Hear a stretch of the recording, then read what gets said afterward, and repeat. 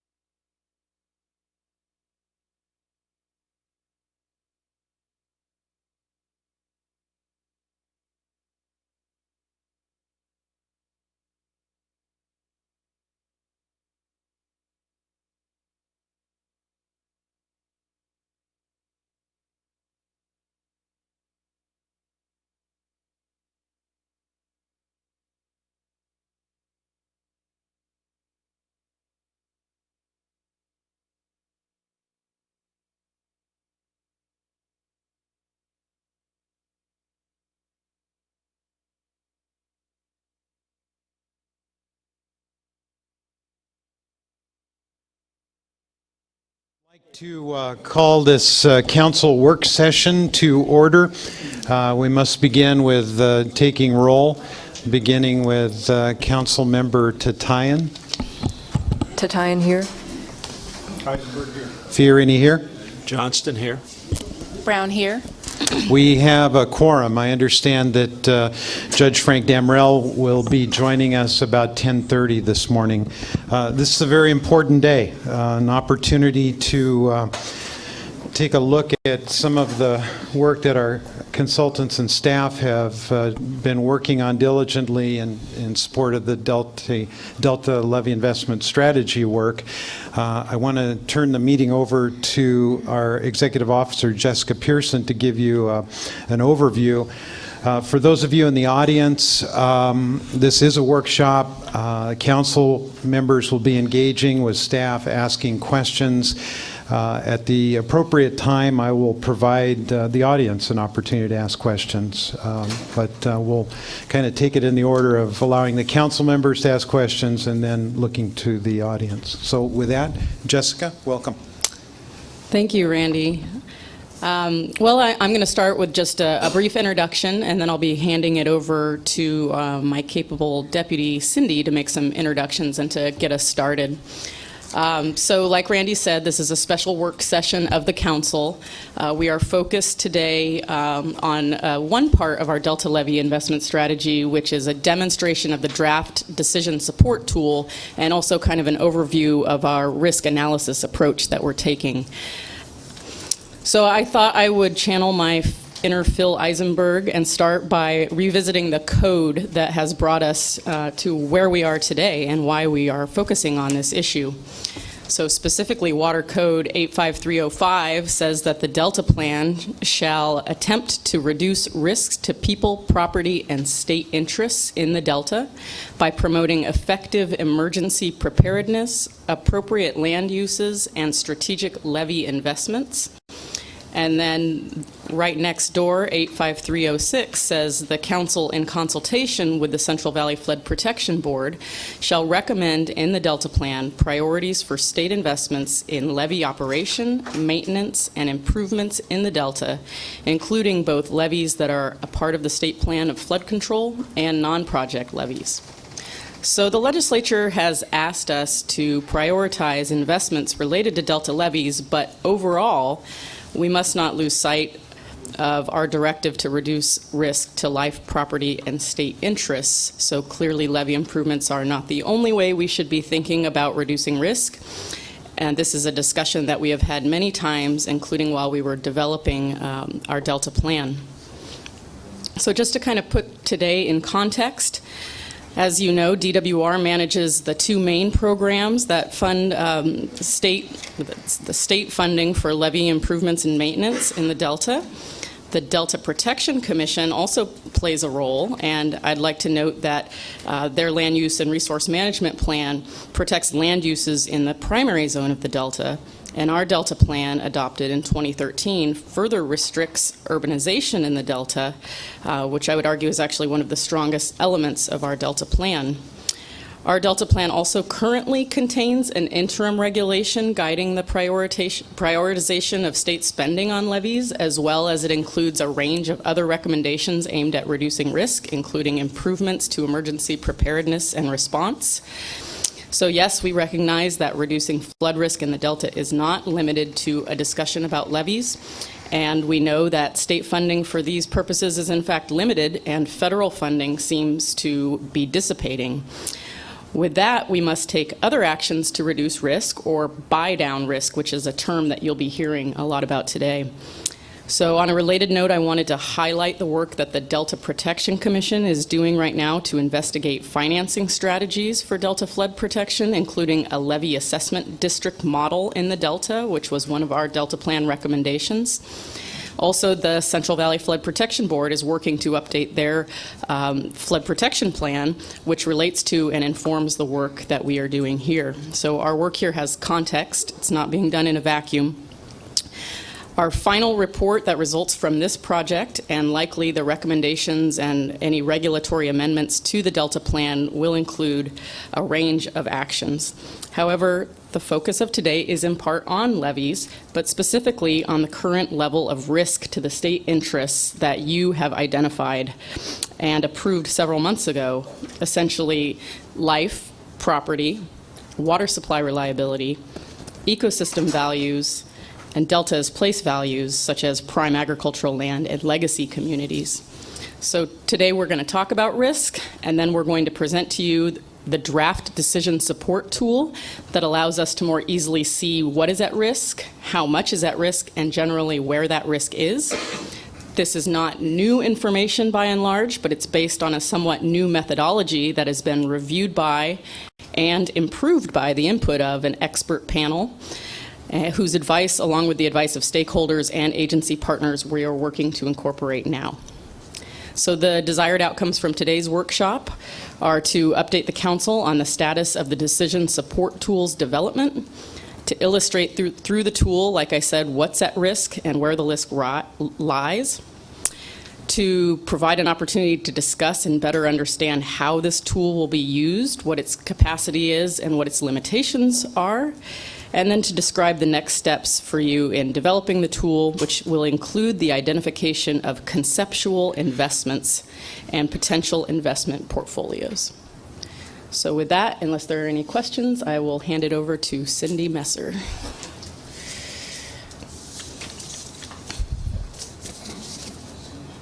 Okay. Can you guys hear me? Okay, thank you. I'm going to be the only one that's going to stand up here and do this, but that's because I wanted to introduce our fine project team, and it feels like it's a little easier to do that from here instead of pointing backwards to all the fine folks here in the first row.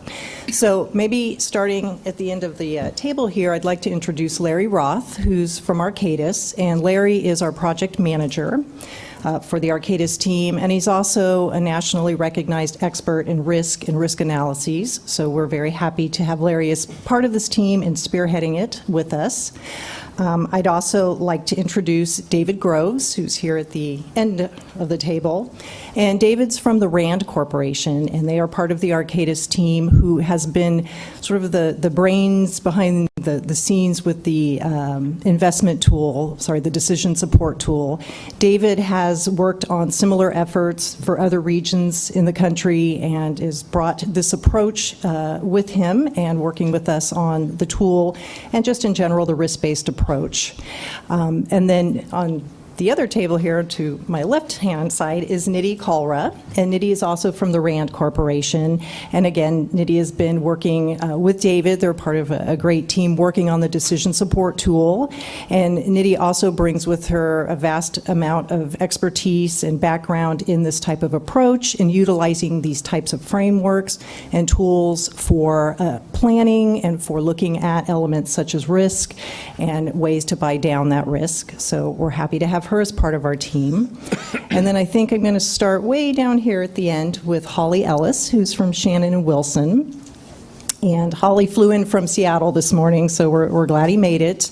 Holly is our geotechnical expert, and he's been working on a few different elements, but one of the elements you'll hear about today a few times is flood probability and the analysis that goes behind that. So I wanted everyone to get a sense of who has been helping us out with that element.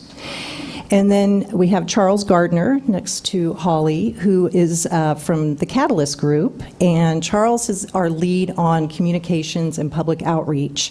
And he's also going to do double duty today and be sort of technical backup for the ecosystem metric, should we get into a little bit deeper discussion about that metric. Next to Charles is Alex Trahan from from Arcadis. And Alex is part of our great technical team that's really been diving deeply into all of the data that we've collected from various sources. And he's becoming our expert on the water supply metric. He's been spending a lot of time helping with the refinement of that metric as we've gone through this process. And then last but not least, I'd like to introduce Jessica Ludi, who's also from Arcadis, part of the technical team, also been very instrumental in helping to sift through all of the various data that we've brought into the project.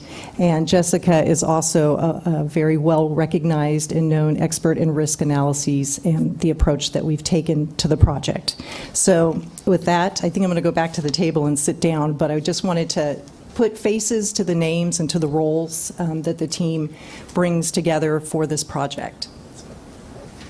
I'll see if I can work the PowerPoint.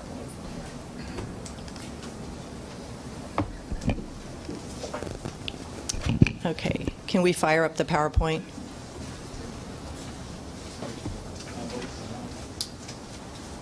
Great, thank you. So make this work. Okay, so with the next two slides, what I wanted to do, and Jessica did a great job kind of teeing this up, is just to remind everyone of all of the elements that are part of putting together this Delta Levees investment strategy. And in fact, even looking at the broader flood management strategy and approach that the council is taking with this project. So there are 6 elements that are part of this investment strategy. We have our goals, which are largely to meet the legislative directives that Jessica described, but we also have the goal of updating the Delta Plan and the various provisions that are related to risk reduction, including developing, or I should say updating, a Delta Levees investment strategy.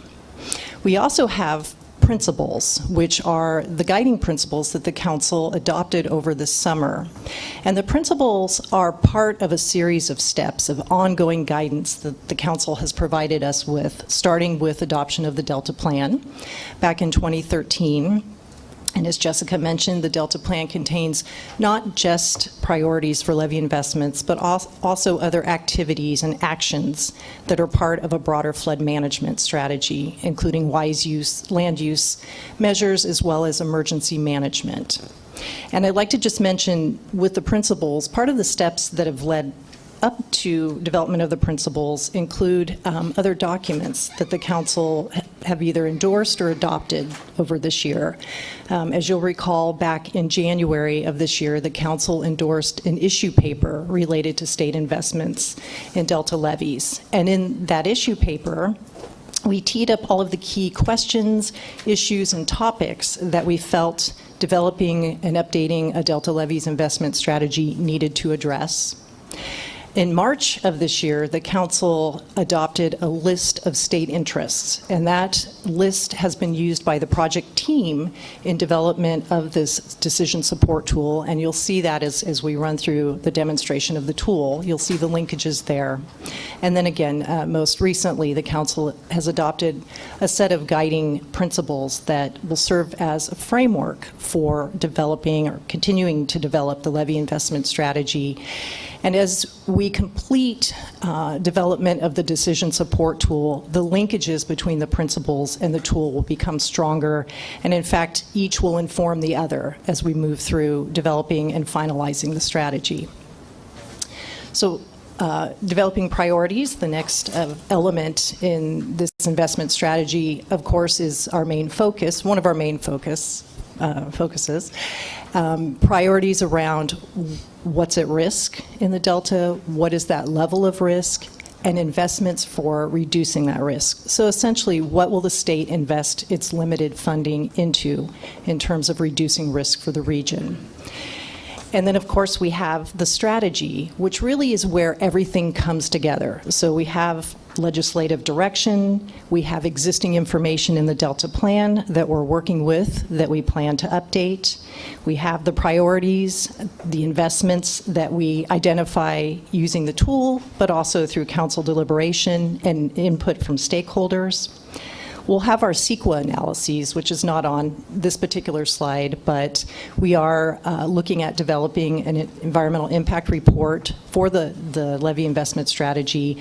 That will, of course, be part of the overall strategy, and we'll look at environmental impacts and other impacts associated with updating the Delta Plan provisions. And then the last two elements, policies and recommendations, these two are part of the strategy. The policies really are linked to the regulatory policies that are currently in the Delta Plan and how we will update those as a result of the levy investment strategy. And then recommendations kind of cover two areas. They're also part of the provisions in the Delta Plan. But we also anticipate that the council will make recommendations to the legislature as part of a final report that comes out of this project. So those are the 6 elements that make up the strategy. And now I'm going to jump to the bottom half of this slide and just talk a little bit about the decision support tool. And really what I wanted to do was to illustrate how the tool kind of fits in to all of this. So as Jessica mentioned, we have a couple of key elements that are built into the tool or will be built into the tool. So we have information about the Delta's islands and tracts, so physical information about the islands, levees, levee conditions. We also have information about assets that are out there, people, property, co-equal goals, Delta's place values. So all of this information has been put into the tool, and we've also looked at a risk analysis. So what, as Jessica mentioned, what are the risks, where do they lie, and at what level? So that's what you'll see today as we go through the demonstration of the decision support tool. And in the near term, we'll be working on the second part of what will be in the tool, and that's the green bubble that's to the left. So levy investment priorities. So once we've identified what's at risk, where, and the level, we'll begin to look at conceptual investments. So what types of levy improvements and levy maintenance activities can we undertake to buy down that risk? And we'll be bringing that back to the council in next few months or in the near term. As we're working on it now, it's not quite done at this point. And then the green bubble to the right, which is called Other Risk Reduction Actions, and you'll notice it's a one-way arrow here. What we will not be doing is putting, at least at this point, other types of activities into the tools that would reduce risk. But from the information that we can generate with the decision support tool, we can look at options. So in some cases, levy improvements might be the best option, but in other cases, we might be able to reduce risk either through different land use measures, through emergency management, response and preparedness, or through other actions such as flood-proofing structures, for example. So this is sort of the suite of information that goes into the tool and the types of information we can glean from it to look at other options for risk reduction. And the last thing I'll say about this slide is that the decision support tool really informs everything above that sort of blue swirly line. But it's really very much linked to, and will be linked to the principles. Again, they will inform each other as we move through looking at what's at risk and what types of investments to make. The decision support tool helps us identify priorities for investment, and of course, it will help us create the strategy. So, and I wanted to say that because we do get that question quite a bit. So. Okay, and with this slide, I just wanted to give everyone a sense of where we're at in the overall process. Excuse me. So again, the top bar has those sort of bigger elements, goals and objectives, principles, priorities, and of course the strategy, policies, and recommendations didn't make it into that particular arrow, but that's part of that final piece. And the bottom set of blue squares gives you a sense of the activities that we've been undertaking to get to the point where we're at now. And this is a lot of what you will be hearing about and seeing today. So, of course, we've been collecting the best available information and data. We have a methodology that we are utilizing to develop the strategy. We have, as Jessica mentioned, undergone an independent scientific review of the methodology. And we've been working on addressing those recommendations and refining some of the elements of our methodology. And we're creeping into that third box there, the evaluation. So that's made up of two parts, analyzing risk and identifying and evaluating investments. So today you'll hear about the risk portion, and in the near term we'll bring back that second piece. And then moving forward, what we'll be doing is once we have the investments identified, we'll begin to group those into portfolios to look at how might we buy down risk, what are the most cost-effective ways to do that, and how might we meet multiple goals with certain types of investments. And then, of course, we have the environmental review, which actually runs somewhat parallel to these other steps, but it will, of course, inform us in terms of additional impacts that we might want to be considering as we develop the strategy and update the Delta plan. Let's see, one other point that is not on this slide, and Jessica touched upon it very nicely, is just a recognition that we are not doing this alone. The council has many key partners in this effort, and we are working, of course, with the Central Valley Flood Protection Board per statute, and per their role, of course, with the project Levees, working with the Department of Water Resources, Delta Protection Commission, Department of Fish and Wildlife, and of course many other engaged stakeholders, both for their technical expertise, but also for their on-the-ground knowledge, the reclamation districts, for example, and others. And so I wanted to make sure to acknowledge all of their input and our partnership with them.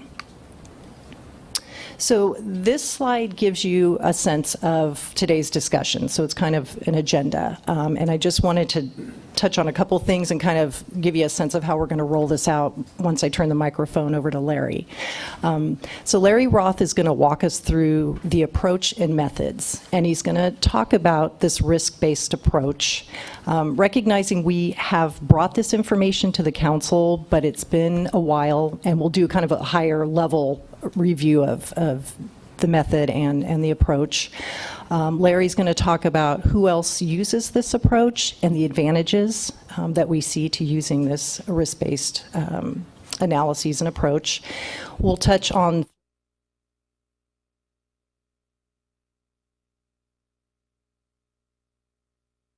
which to translate mean people, property, the co-equal goals, and Delta's place values. So you'll hear the word metrics a lot today.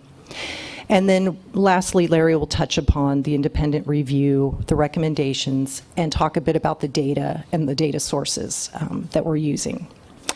And then after Larry, David Groves is going to pick up the presentation and talk about the planning framework. So how do we approach something like this decision support tool? What's the purpose? How can it be used? He'll talk a bit about the elements that are in the tool, and it'll be a nice tee-up for Nitty's demonstration of the tool. And we'll talk a little bit about how this works into the overall decision-making process and how it supports decision-making. And then after David, Nitty will talk about, or she'll provide us with a demonstration of the decision support tool and run through the information on islands and assets, talk about flood probabilities, and then lastly talk about risk. And then lastly, I'm going to swing back over to Dustin and Larry to kind of talk about next steps, where we go from here, talk about the other piece of the decision support tool, and then we'll I imagine take public comment after that and wrap things up from there. A couple things I wanted to mention, because each one of these presentations are pretty beefy and technical. We've thought it might be good to take questions after each one of the presentations. Good. Okay. I was looking for some guidance on when to do that, so that's very helpful. Thank you. Okay, great. And then another note to Tim Chow has blue cards. He's going to be our blue card taker today, and he's wearing a blue shirt, so you can find him in the second row here.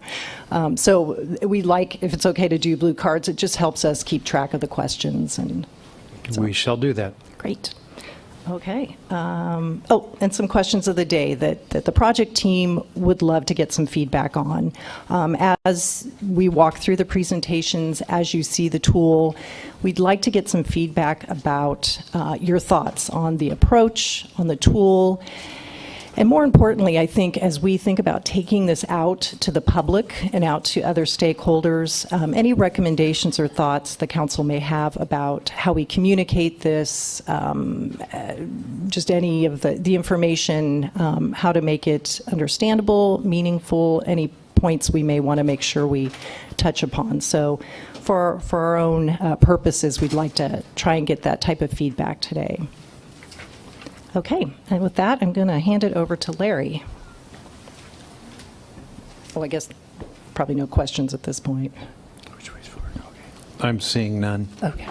Larry, proceed. Thanks. Thank you. Thank you, Cindy. Good morning, Mr. Chairman and council members. I want to thank you for the opportunity to be here today, to have afford the Arcadis team the opportunity to discuss application of risk analysis to levees in the California Delta. Very quickly, I want to go through our approach to risk analysis, talk about risk and risk to state interest, discuss advantages offered, bring in the recommendations of the independent science review, and make some concluding remarks. So let's talk a little bit about the approach to risk analysis. Jessica Pearson teed this up very nicely. The charge is to use risk to set priorities, and the key words out of the Water Code are to reduce risk to people, property, and state interests, and to develop priorities for state investment. And I think the key point on this slide is that unless you can measure risk, you can't really quantitatively devise means to reduce risk or to establish priorities. And that is one of the challenges that's posed by current level of protection options. These types of flood level of protection for flood risk or for floods do not enable us to measure risk in a quantitative sense. These drawings are from the Delta Plan, and they present the FEMA, which is the 100-year or the 1% flood. In California, for urban areas, we're now moving to 0.5% or 200-year protection. And in the Delta, there are specific guidelines from the U.S. Army Corps of Engineers regarding levee standards, and those are under the PL 8499 program. But as I mentioned, there's challenges with using the current level of protection approach. For one thing, this approach focuses on the hazard, that is the flood hazard, but tends to ignore the consequences of flooding. It leads to favoring structural solutions over other kinds of options that you might want to consider. And it implies that risk can be eliminated. It totally ignores residual risk, and we'll talk about that in a minute. Using this current level of protection approach makes it very difficult, if not impossible, to actually measure cost effectiveness, and it provides only limited ways to be able to prioritize investments. So risk analysis currently is an approach that represents best practice. There's been substantial global experience in using this approach in countries such as the Netherlands, Japan, and Canada. The U.S. Bureau of Reclamation has been using risk analysis for dams for the past 2 decades, and the Corps of Engineers has been using it also for at least the past decade. Recently, the Corps has applied it to levees, and their safety manual, which is forthcoming, will include risk analysis practices. It's also recommended by the National Research Council. The cover of the book there, entitled Best Practices in Dam and Levee Safety Risk Analysis, was published jointly by the Corps and the Bureau in July of this year. As we approach this, so it's good to keep in mind what William Hammond Hall told us in 1895, and that is that there are really 2 kinds of levees, those that have been overtopped and those that will be overtopped. And this should be a reminder to us. And if there are consequences from flooding, that is, if there are going to be damages, then the risk is very real. Well, let's talk about risk. In the dictionary, I'm sure there's numerous definitions for risk, but we want to have a very precise definition as we go forward in this discussion. When it comes to flood risk, this stair-step diagram is useful in seeing some of the ways in which we can and should use to be able to buy down risk. On the left-hand side is some initial risk of flooding that we might face, and you can see along the bottom of the figure options such as zoning and building codes, effective communications, effective emergency and evacuation plans, as well as levees and flood walls are all ways in which we can buy down risk. I would not hesitate to point out, too, that insurance is a very important part of buying down risk. But at the end of the day, there is a residual risk. We cannot completely eliminate risk. Larry, go back to the last slide, if you would, please. Sure. You've got initial risk on the left side, which is the inherited risk of any property threatened by flooding. But I don't understand the proportion of each of the categories that follow. There's no real proportion implied. This is a qualitative representation rather than quantitative. You could certainly apply it quantitatively to a specific situation. The intent here, and this was a chart that was put together by General Riley from the Corps of Engineers right after Katrina, to be able to, I think, effectively illustrate that there are tools and ways in which we can buy down risk to minimize risk. But I think the important point that I wanted to leave you with is that at the end there is residual risk that we need to encounter. And the idea of the risk analysis would be able to quantify the contributions that, in particular, levees and flood walls might make to our ability to buy down risk. So let's talk about specifically what is risk. On the left-hand side, we introduce the hazards that we might face, and today we're focused on flood hazards. And what we're really interested in is the probability that those hazards might occur. What is the probability that we'll see river flooding or in the delta seismic activity? On the right-hand side of the slide, we need to consider who and what is in harm's way. This is people and property, infrastructure, and so on. And in the middle, we're providing protection from those hazards with infrastructure, in this case levees, and we're interested in how those levees will be able to perform when they're faced with hazards. So again, I want to emphasize lots of definitions for risk, but in our discussion today, it has a very precise definition. Risk is simply the probability of flooding times the consequences of that flooding or harm to assets. So let's talk about consequences first, and that is what is in harm's way. And on this slide, we've listed a number of key assets that we should always consider, and assets that you've asked us to consider in the definition of state interest.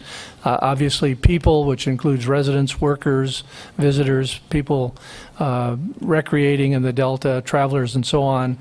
We have property, a wide variety of property, including homes, farms, businesses, and all kinds of infrastructure in the Delta.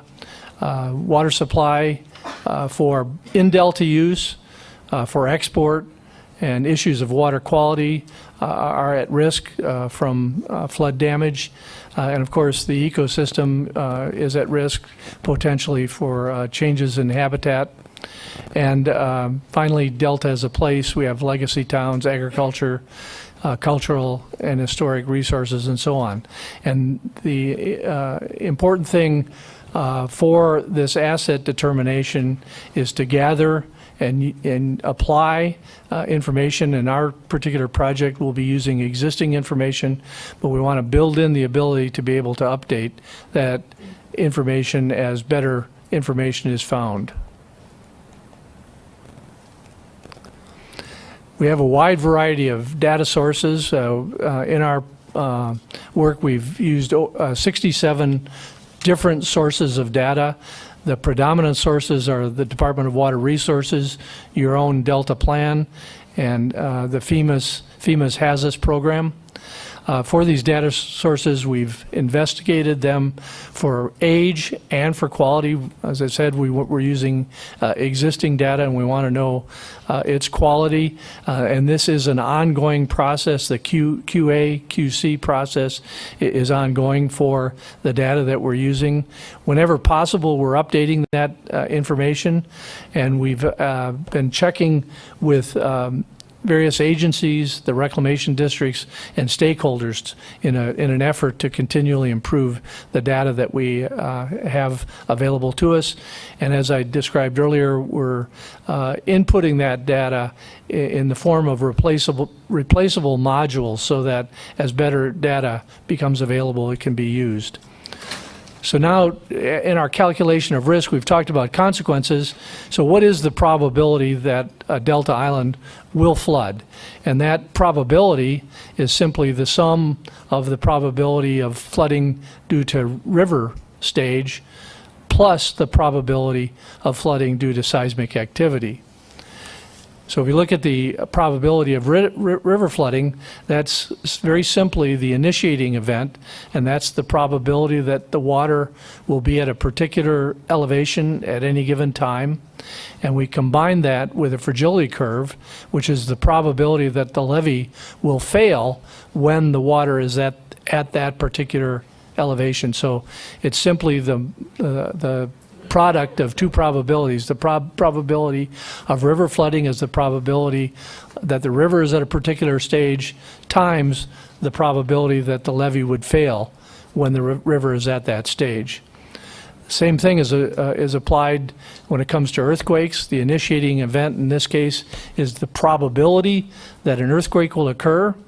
We have a fragility curve for seismic loading of levees, and that's the probability that a levee might fail at a particular level of ground shaking. So again, the probability of seismic flooding is simply the product of the probability that an earthquake occur times the probability that the levee will fail at that level of ground shaking. Let's now move to talk about risk to state interest. Again, I'd emphasize risk is probability times consequences. Consequences are what's in harm's way, and the Council has provided guidance as to state interests that we should be paying attention to. They include loss of life, property damage, disruption to water supply, damage to the ecosystem, and harm to Delta as a place. And I'd emphasize that we calculate the risks to each of those separately via the metrics that we've developed for this project.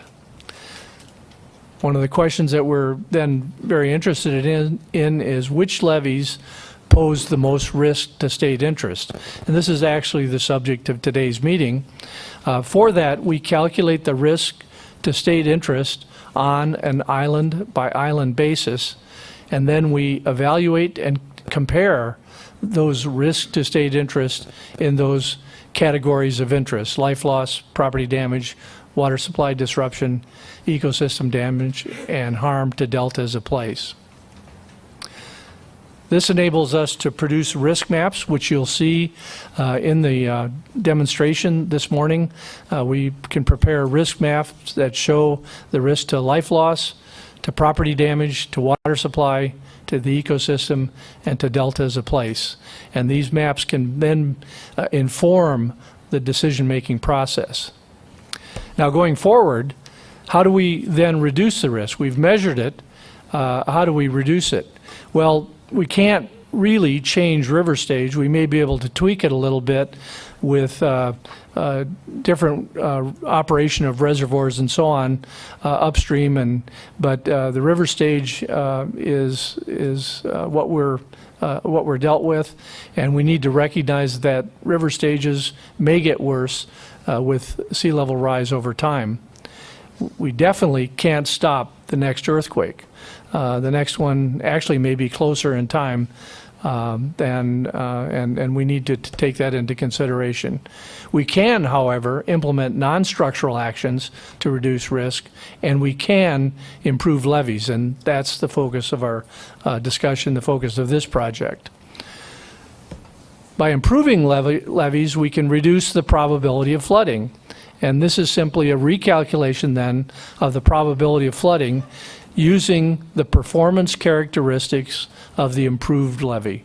So that's a very simple approach to be able to recalculate a new probability of flooding to give us a measure of risk reduction. Well, if we go through this process, a number of key questions ought to be asked. First of all, how much will it cost? How much will we actually reduce risk to those key areas of life and property, water supply, ecosystem, and deltas of place? And is it cost effective? Again, the ability to measure risk and the ability to measure risk reduction then enables us to determine whether we can cost effectively buy down those risks. And by doing that, by establishing the cost effectiveness of investments to buy down risk, we can establish priorities to reduce risk to those issues of state interest that we're particularly focused on. So what are some of the advantages offered by this approach? First of all, it recognizes that risk cannot be eliminated and that absolute protection is not possible. And this facilitates a better understanding for all of us of what risk is and gives us opportunities, different opportunities to be able to manage that risk, both structural and non-structural, and becomes an effective means of communicating that risk to decision makers and to stakeholders and to people who are at risk from flooding.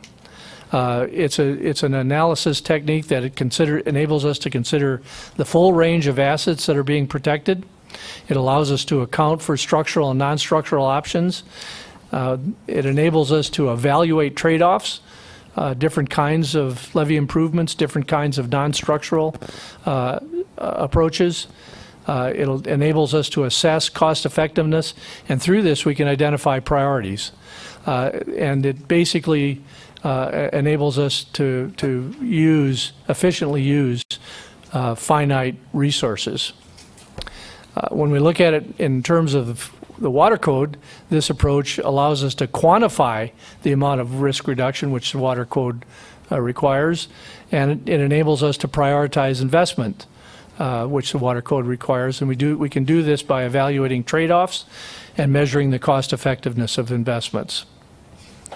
As mentioned, we did have an independent science review of the process. The panel confirmed the risk analysis approach. They basically said that the methodology had worthwhile potential and appears to be on a good path. The panel did offer several key recommendations, which we found to be very valuable, and we've either incorporated them to date or they are in process. With respect to the metrics, we've revised the metrics in accordance with panel recommendations regarding water supply, ecosystem, and deltas of place. The quality of the data is continuously under review, continuously undergoing a quality assurance, quality control process. We're looking at age, and of course, we're very interested in the sources and the magnitude of uncertainty in this process. The panel also encouraged us to look at systems effects, and these are under review, such things as multiple island failures, the domino effect of one island failing, causing its neighboring islands to either fail or to be further vulnerable, become further vulnerable. And then there are a number of infrastructure systems that we need to consider that are protected by delta levees. So in conclusion, risk analysis helps the council be able to implement its flood management strategy. It facilitates communications about risk. It enables us to compare structural and non-structural alternatives. It enables us to evaluate trade-offs and to be able to assess cost effectiveness.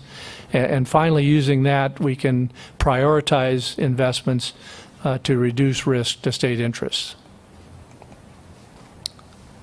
And with that, I'd like to either take any questions. Susan? Good morning, Larry. Thank you for this excellent presentation. I have Thank a you. question on the multi-island failures and the domino effect. When you look at, for example, if an island fails, how many more islands would fail? Is that a probability analysis? So, for example, a couple of islands are already flooded, and has there been any flooding of other islands or levee failures because of those existing flooded islands, and how is that calculated? There's a couple of different ways, and thank you, Susan, for asking the question. With respect to multiple islands failing at the same time, we can do that as the risk analysis, using the risk analysis methods, and this is in process right now. We can say, though, that in all probability, or what we believe at this time at least, is that the probability of several islands failing at the same time is less than or perhaps equal to the probability of one island, of a single island failure. So we're basing our approach really on using the single island as the building block. Our preliminary conclusions are that that failures of multiple islands would have a lower probability and therefore have less impact on risk. With respect to the domino effect, this is an issue of lots of discussion and quite a bit of importance. There's a belief that when an island fails, and there's anecdotal evidence to support this, that when an island fails, it puts its neighbors at risk for two principal reasons. One is the fetch, or the amount of open water outside the island increases. That raises the opportunity, gives the opportunity for increased wave action and additional erosion forces acting on the islands that remain. And because an island has been generally farmed, when it's inundated, it enables seepage water to move to its adjacent islands more rapidly than it might otherwise occur, and so the combination of increased erosion and possible increased seepage on the remaining islands would make them perhaps more vulnerable to failure. Our initial conclusions are at the instant of failure, there's not a high probability that we would see a domino effect.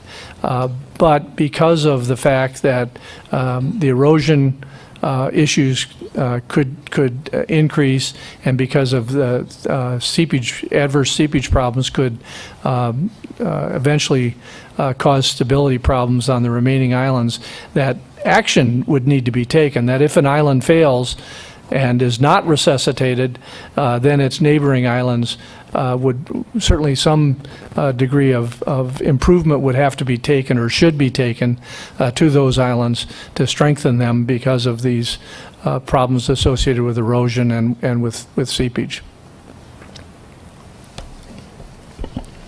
Anyone else?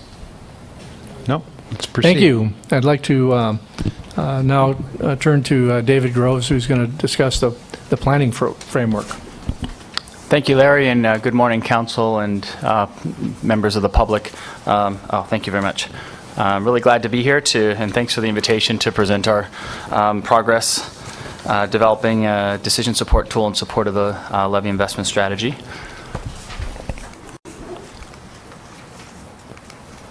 Okay, so just to tee off, I want to just highlight our charge and our goals here, and it's really to develop a framework that can help the council think about and deliberate about how best to make investments in the levee system in the Delta. We want to be objective. We want to use science, the best available science, so it's science-based. We want it to be transparent, so it's clear where the analysis is coming from and where the conclusions, what's driving the conclusions. And I think importantly, particularly for today's event or today's activity, we're trying to develop something that is supportive of deliberations. This is not a tool designed to give you guys a single answer to say, here's where you ought to invest. Instead, it's a tool to say, here are where the risks are. Here's how we might compare risks of different types and how that plays out on different islands. And then in the future, here's how different levies perform and their cost effectiveness. And here's how much risk you can buy down for different types, different levels of investment. And that, of course, is something that you all will need to use in your deliberations, and it's not something that a tool or a model can tell you. So this approach is recommended by the National Research Council. It's been used widely, most notably in Louisiana to support their $50 billion 50-year coastal master plan. And really what it is it's taking things that we've been doing for years and has solid foundations in engineering, flood risk analysis, and it's combining it with the ability to develop decision support tools that can enable us to essentially do analysis on the fly or in support of conversations about what those results mean and package it all together. And when you do so, it changes the way that those models are used, again, away from here's a single analysis and a set of recommendations that follows to here's a tool that provides the best available science, puts that at your fingertips so that you all can deliberate over the important consequences of that information.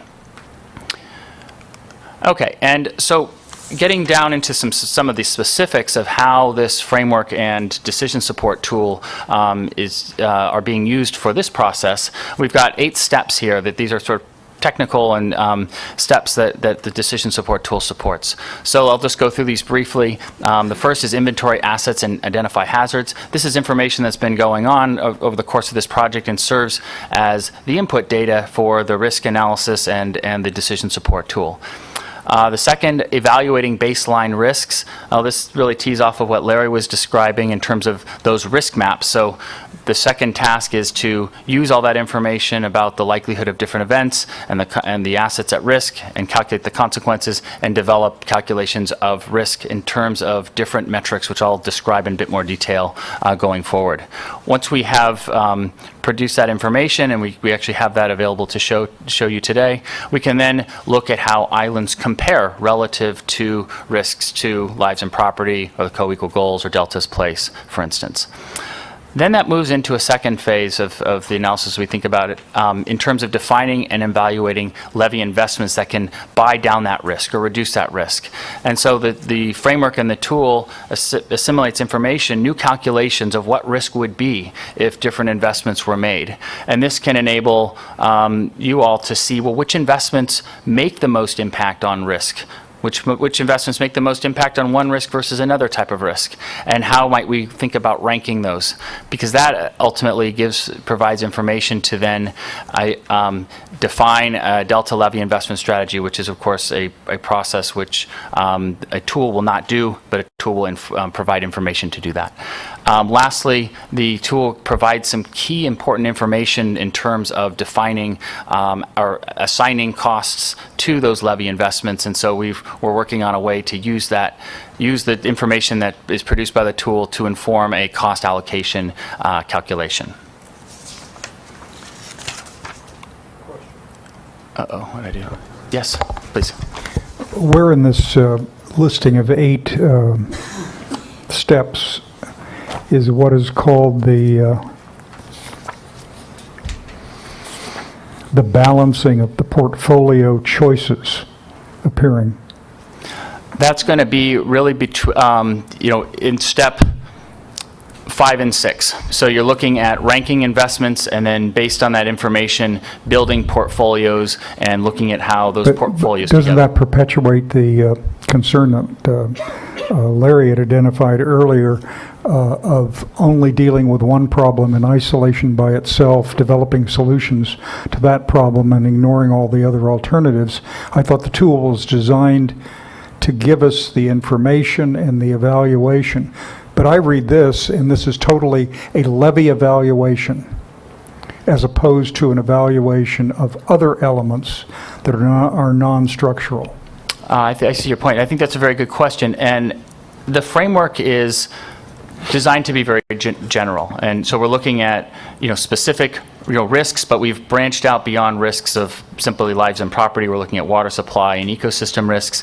In the same way, when we look at the types of investments or actions that one can take to buy down that risk, right now, in part because of the charge of this project, we're focused on specific levy investments, but there are other types of activities that one could build in that address those risks perhaps better than in modifying a levy. And so Will they be built in? I think, well, do you want? Sure. They're not going to be built in to this version of the tool, but we are looking at a broader suite, if you will, of menu of different options in addition to levy improvements. So where we can look at the outputs from the tool and say, okay, gee, it looks like maybe, levy improvements might not be a cost-effective means for this particular area. Let's make perhaps some recommendations for other options. So it would be captured more in the reporting, but not necessarily in the tool itself. Doesn't that almost guarantee, though, that there is not an analytical base for those other options, as opposed to this very elaborate, very detailed levy analysis? And if there's not a comparable analytical base, how can we argue successfully other choices should be made? Well, I think in cases where we can look at levy investments and see that, from a cost standpoint, they don't make sense. And I'm going to throw out an example there, my own risk, but maybe it's around a rural area or perhaps even a small community where if we were to look at traditional levy improvements, perhaps it doesn't pencil out from a cost-effectiveness standpoint, but we might be able to look at evacuation routes, other non-structural elements that are part of the suite of options. But you bring up a good point that it won't be built into the tool, but we do have information around those other options that we can. If I can amplify on that for a moment, I think Cindy's right on target. The tool, as it's currently configured, is a decision support tool that would enable us to look at what impact levy investments would have and our ability to reduce risk. Outside the tool, in the deliberation process, we can look at other options. And let me give you a specific example. The tool is going to tell us the cost effectiveness of reducing risk on a particular island. We could also look at floodproofing as an option outside of the tool. Floodproofing would reduce expected annual damages from a flood. Define the term floodproofing so I can make sure I understand it. Okay, well, floodproofing would be, for example, raising all the structures above the base flood elevation so that the flood can occur, but the amount of damage to properties is reduced or minimized. And if that were an option to compare, we could look at the change in expected annual damages.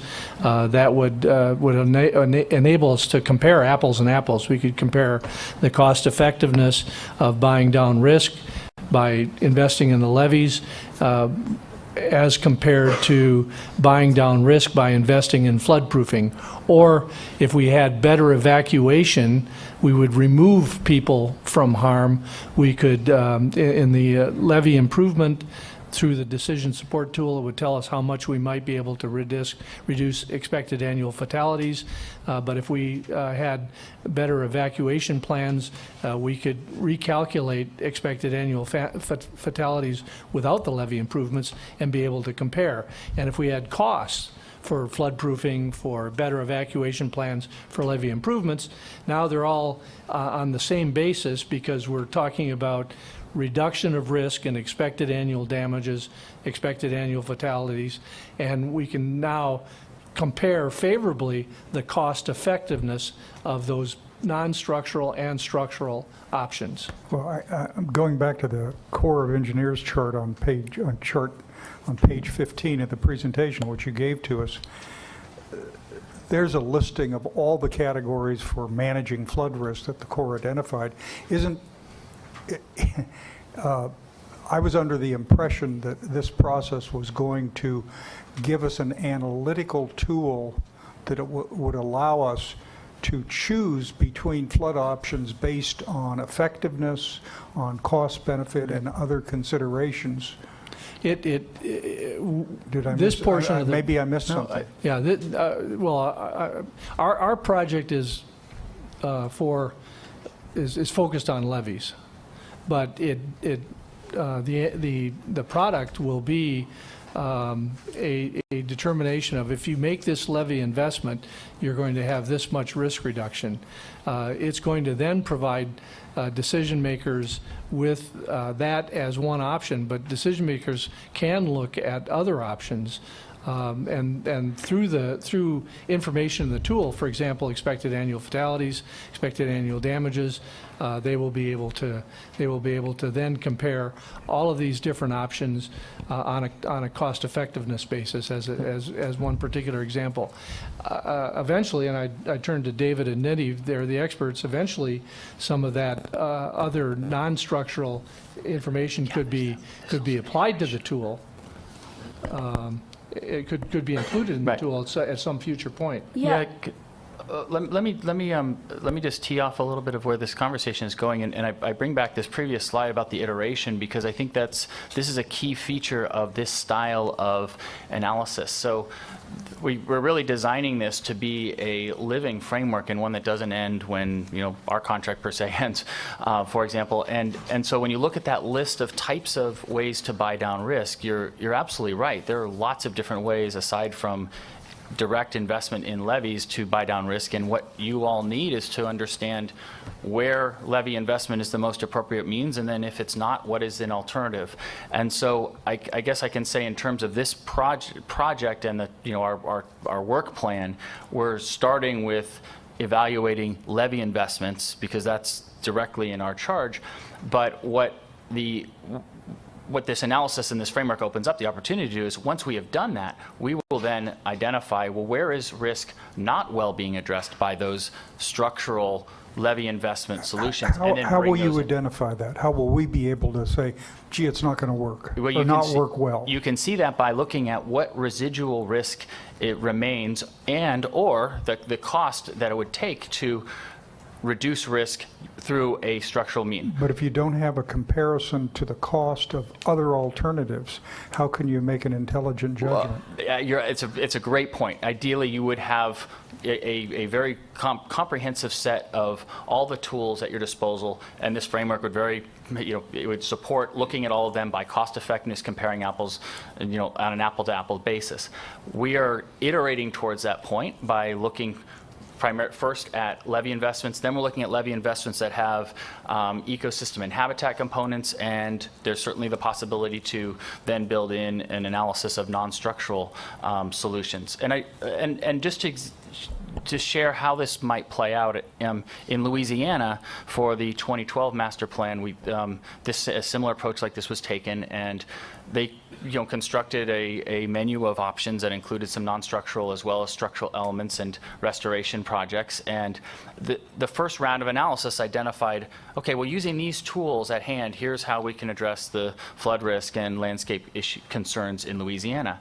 Well, they didn't. That wasn't. I mean, that's their plan, but that's not what they're going to ultimately end up implementing over the next 50 years. So what happened is, based on that information, a study of the Mississippi River was launched, which is a totally different approach, kind of getting away from the specific, put sediment here and approach. And so that effort was launched. There is now effort to refine their non-structural program. So I think, if the analysis of levee investments provides the kind of information you'd like to see for other types of investments, I think the framework is there. We just need to iterate to get there. Okay. I'm sorry to be the nth person to comment on this topic, but let me add one more thing, please. There's three things I think to ask is, one is, does the decision support tool allow for the full kind of analysis that you're describing? How far in this project will that tool be taken? And given how far the tool will be taken in this project, what can we learn? And so the tool is entirely agnostic to the risk reduction actions. So, the actions may be evacuation, floodproofing, as Larry has said, levee investments, any action to reduce risk can be incorporated in the tool. But given the scope, the time limitations of this project, our first focus is on levee investment. So all those actions that are going to be in the tool in the near term are going to be related to levees. The question is, what can that do to inform us about non-levee actions or other actions? And that's this, which is, imagine we have an island that we have taken to PL 8499 or some other level, some other standard, and we find that A, that's very expensive, and B, it doesn't actually do much for our risk. That's an indication that there may be an opportunity to look for other options, other ways of reducing risk. It does not go so far to answer your question, which is to include in the tool the exact cost and risk reduction of the alternatives. What would evacuation have done? What would have flood risk done? So by the end of this round of levee investment, we will have insights into where the level of the cost effectiveness of levee actions is high by some threshold that, or some level of cost per unit of risk reduction that you think is appropriate or not appropriate. It will not give us the full answer as to whether these are the most cost effective, but it will certainly tell us where it's not cost effective. So it gets us towards, I think, quite a bit towards where you're going, but our intention is that in future iterations, as those other options are developed, they can be put into the tool to more fully take us towards that goal of having a very diverse risk reduction portfolio.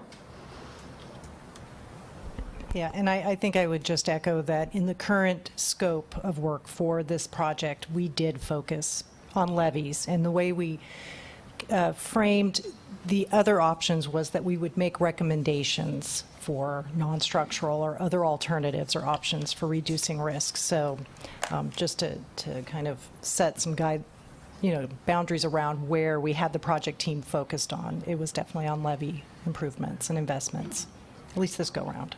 So. Okay. All right, let me continue. Thanks for the great question.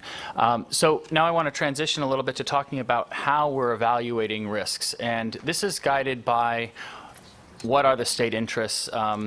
We heard some remarks on what those are in this process, and so what I want to do here is just take that down one level and identify and describe to you the key metrics that we've developed to represent these interests, so that when Nivi goes through the demonstration of the tool, you'll have a bit of a reference to what those risk metrics actually are. There is more information about the specifics of these metrics that we've covered in other forums and in some technical reports. So I'm not going to go to a very deep level, but we can certainly always bring that information back to this group. So, just to highlight again, we've got four main interests: lives and property, the co-equal goals, water supply and ecosystem, and then delta as place. And I'm going to go through and describe the metrics that we've defined for representing each of these state interests. So lives and property, we've defined we're using two risk metrics. One is expected annual fatalities. This is a measure of, on average, over a long period of time, how many lives would we expect to lose on average due to a flooding event.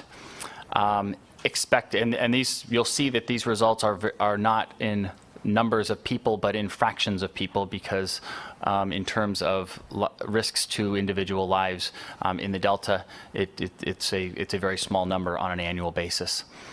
Expected annual damage is our metric that we're using to look at the flood damage to structural, agricultural, other assets. Again, this is an annual estimate. So on average, how much damage annually would be incurred to different assets. This is measured in terms of dollars. But it's important to note that this doesn't mean that every year this amount of damage will occur. Rather, many years very little damage or no damage will occur, and then in a few years larger amounts of damage could occur if there's a particular a significant flooding event.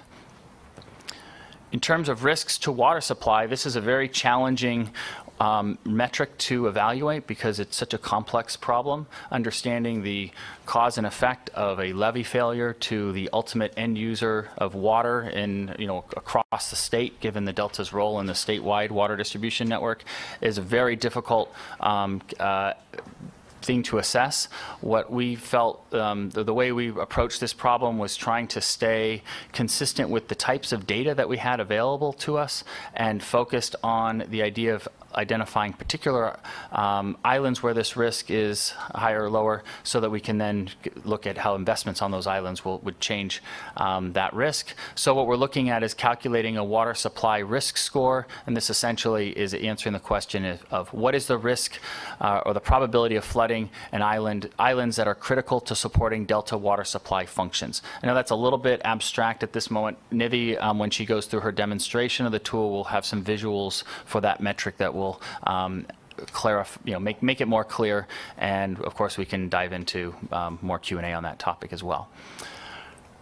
Risk to ecosystems, again, this is a challenging thing to assess when you think about the effects of a flooding of an island due to levee failure and its effect on a very complex and nuanced ecosystem. The way we are approaching this issue for this effort, but of course we can build out other metrics over time, is to focus on the likelihood of flooding non-tidal habitat. So this is habitat that is generally behind levees, so it's not exposed to tidal events, so it tends to be dry. And we're looking at what the probability on an annual basis is of having a flood event disrupt that habitat, and that is something that we would want to minimize, and therefore we can evaluate the risks by looking at what's the likely or the amount of habitat that would flood on an annual basis as a risk metric. Risks to Delta as place. We've defined two types of assets in the Delta that are indicative of the Delta as place objective. One is legacy towns. So we're interested in what's the above and beyond any monetary damage to structures, we're interested just in the principle of avoiding flooding very, very special places such as legacy towns in the Delta. So the metric is how many legacy towns would flood on average in any given year. Another aspect of Delta S Place is thinking about the agricultural heritage and honing in not just on the value of crops that would be lost in a flood event, which is captured by our expected annual damage metric, but what is the impact on the delta character when we lose or we flood prime agricultural land, recognizing that it takes time to rehabilitate that land, and that's disruptive of the whole delta. So this metric is what amount of prime agricultural land would flood on average, flood annually on average.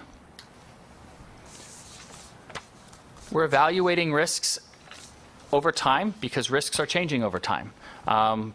Some of the dominant factors that are changing are sea levels. There are various estimates of how the sea level will rise over the coming decades. What we've done in this analysis is selected 2 levels of sea level rise to evaluate risks with respect to that. We could, of course, look at more detailed sea level rise estimates, but as a first cut, we're looking at an estimate of an increase to 28 centimeters by 2050. This is the California state guidance level of sea level rise. But then we're also looking at a higher level, a higher rate that's also consistent with the scientific evidence in terms of what sea level rise one could experience in the Delta. And our particular estimate is out to, for 2050, is 61 centimeters increase. And I'll just point out that this is not 61 centimeters at every location in the Delta. This is 61 centimeters at Golden Gate Bridge, and then we have there have been estimates of how that propagates into the Delta. So that's an important nuance that we are definitely capturing in this assessment. Another aspect that we're looking at is population and asset increases in the secondary zone. Incorporating this is in progress, but as we look out at our future risk estimates, that will be considered in their estimate. We're not yet at this point considering hydrologic changes due to climate change, in part because it's highly uncertain, but also because some of our sensitivity analysis suggests that that's not really the dominant driver. David? Yes, please. On that point. Yes. This occurs to me with Phil's question. Is it if you're going to build in some population asset increases in the secondary zone, what assumptions are you making about land use patterns, and how does that affect risk? Because many of the counties or cities are approving or contemplating or actually building out that would increase the population and assets that would then have to be protected. Yeah, it's an excellent question, and this is one of the challenges with long-term planning. As you know, we have to make assumptions about how the population will change, and if we ignore it, then we're making an assumption that it won't change. So we're faced with that. Right, if you ignore it, you do so at your peril. Oh yeah, agreed. But on the other hand, if you say it's not a factor in our charge in the law to reduce risk, that is the land use decision tool, and it's sort of off the table, and all we're about is figuring out how to get more money to build more levees to protect more people that we're routinely adding to, because the decision making on land use is principally at a local level. That doesn't seem wise either. Yeah, no, that's an excellent point, because and this actually speaks to, for this particular problem, the kinds of decisions at the disposal of the council are related to investments in levees, not land use decisions. So we recognize that there are agencies and people making decisions that affect risk. And so if we're saying, well, how do we... Actually, that's not true. Oh, The council currently has regulations in its Delta plan that constrain land use decisions or relate to land use decisions in the Delta. Thanks for that clarification. Yeah, I'm speaking maybe a bit too generally on that point, but the key point is that there may be certain decisions, like land use decisions, that are treated as external to this, and so we want to capture that in essentially scenarios of how the landscape might change, and so that's the point of this particular part of the analysis, is looking at what would be the impact of risk if we had this type of development or that type of development.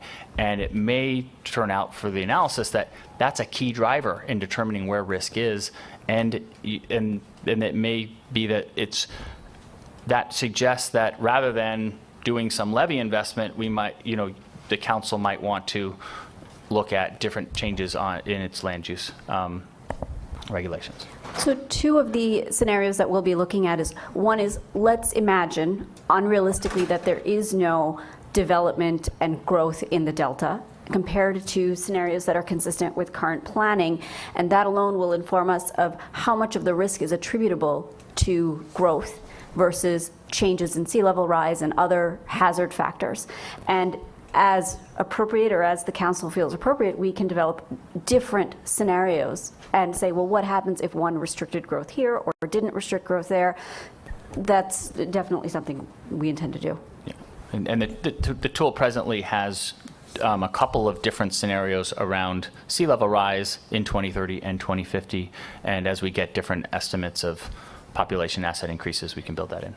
Yeah, and I was just, sorry.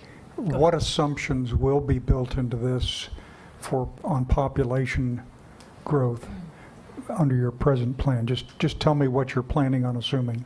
Yeah, well, I'm going to defer maybe to the part of the team that is focused on that, but right now it's very coarse estimates of a percentage of growth in particular parts of the Delta where that growth could occur. And I don't know, Jessica, do you want to elaborate on that? Sure. For population-wise, it's using the... You have to use the microphone up here.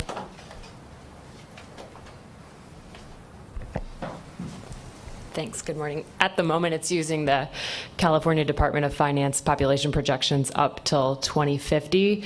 And as you mentioned, at the moment, it's coarse. It's looking at so we have an estimate, for example, of how many people by 2050 will be living in San Joaquin County. But what we don't have at the moment is exactly where all of that growth will occur. And we generally have, I believe, the land use footprints, but it's based on the general plans, but at the moment it's difficult to marry those and figure out exactly how many people will be in each area. So what we're doing, I believe, as part of the scenario analysis is trying to vary that to see how much it impacts risk and investment decisions. And if that is a big factor, then we will dive deeper to see how refined we need to get with where the footprints of those assets and people will be. Let me just ask a question. We're doing an island-by-island evaluation of levees. Yeah. Will we also have an island-by-island identification of potential population growth on each and every island and track? That's the intent. So 0.3 of the tracks that have no levee protection, I mean, explain to me how you're going to allocate that out. Right. So Whether it's San Joaquin County or Contra Costa or whatever. What we're doing at this point is, we know that for each of the 5 Delta counties, we have the population rate increase. And under the assumption that... This is Department of Finance projected. Yeah. Okay. Yeah. So using those rates, we're going to apply, take a particular island, multiply it by that population rate increase. That's commensurate with each county, and then we will have our population. I could draw it better. Our population increase for each island. How then do you evaluate, if you're only going to do one assumed growth level? Right. Department of Finance, Sure. projected to what year? You've got 2030, and then there's a different date, I forget what it is. 2050. Yeah. 2050. Those dates are related to what? Well, the amount of growth in 2030 will be a portion of the total growth experienced by 2050? Is that? No, I think you're asking why did we choose the time Why did you pick 2030, slices? and why did you pick 2050? That goes back to a variety of discussions we had. It was, I guess, it was arbitrary in a sense. It was based on... Well, if it is arbitrary, I don't doubt that it's a plausible approach to make. But don't you want to use highest projected growth, no growth, or stages of growth in order to allow more rational decisions to be made? Absolutely. Yeah, no, you're Well, absolutely right. Is that going to be built into the product, or are we going to have to ask for it afterwards? Okay, good. Okay, I get it. I think what Jessa was leading to is that we're going to build in a single projection at the moment, evaluate its importance to the risk results, and if it turns out that it's actually making a difference in terms of the relative risk, then that would warrant the additional development of a range or additional scenarios. So, But how will you make a determination that the risk factor is so abnormally high that we've got to consider something else? one way you can look at it is in terms of the. No, it's you, not me. How am I going to do it? Well, I will look at the relative rankings of risk and see if those are changing, and to the extent to which they change because we have now assumed growth in certain areas. When we have different investments, then of course you can look at how that affects the cost effectiveness of investments on those islands. Does it significantly change the risk results so that an investment goes from being not very cost effective relative to the other ones to being very cost effective? But this is also a point that we're looking for. There's a lot of different ways that we can go within the time that we have, and so if this is a particular area that we're suggested to explore further, we can prioritize that, and the framework can account for that. And I know Jessica's able to develop a range of estimates for that factor. Well, I just want to draw back. You're familiar, the council adopted policies to guide your work. And the first policy is evaluate alternative approaches. And it seems to me that probably requires somewhat more systematic tools for the balancing, as opposed to developing all of this for levies alone and then talking about the need for more evaluation afterwards. I think one of the things that we would invite guidance on is, as you'll see the tool in particular, there are so many opportunities for refinement, adding granularity here versus there. And when we talk about prioritizing levies, but we also But we have to give the legislature and state government our recommendations on a strategy. And those recommendations include a balancing of the wide range. Our science evaluators told, keep all your options on the table. Don't close your mind to any option.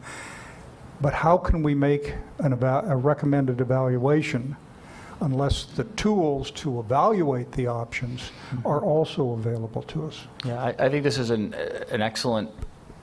It's an excellent point, and I think we are at the point of the project where we've got this framework and we've got this set of data collected, and we have some flexibility in terms of how we continue course. So I think this is the discussion that is really helpful for us to know how to go forward.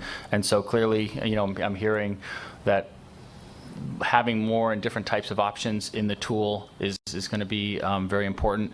Obviously, looking at uncertainty analysis further is really important, and I think that's real intent of these meetings, so I appreciate the comment. And I think the point today is that the tool that we'll be demoing is draft, and that we are inviting this additional guidance.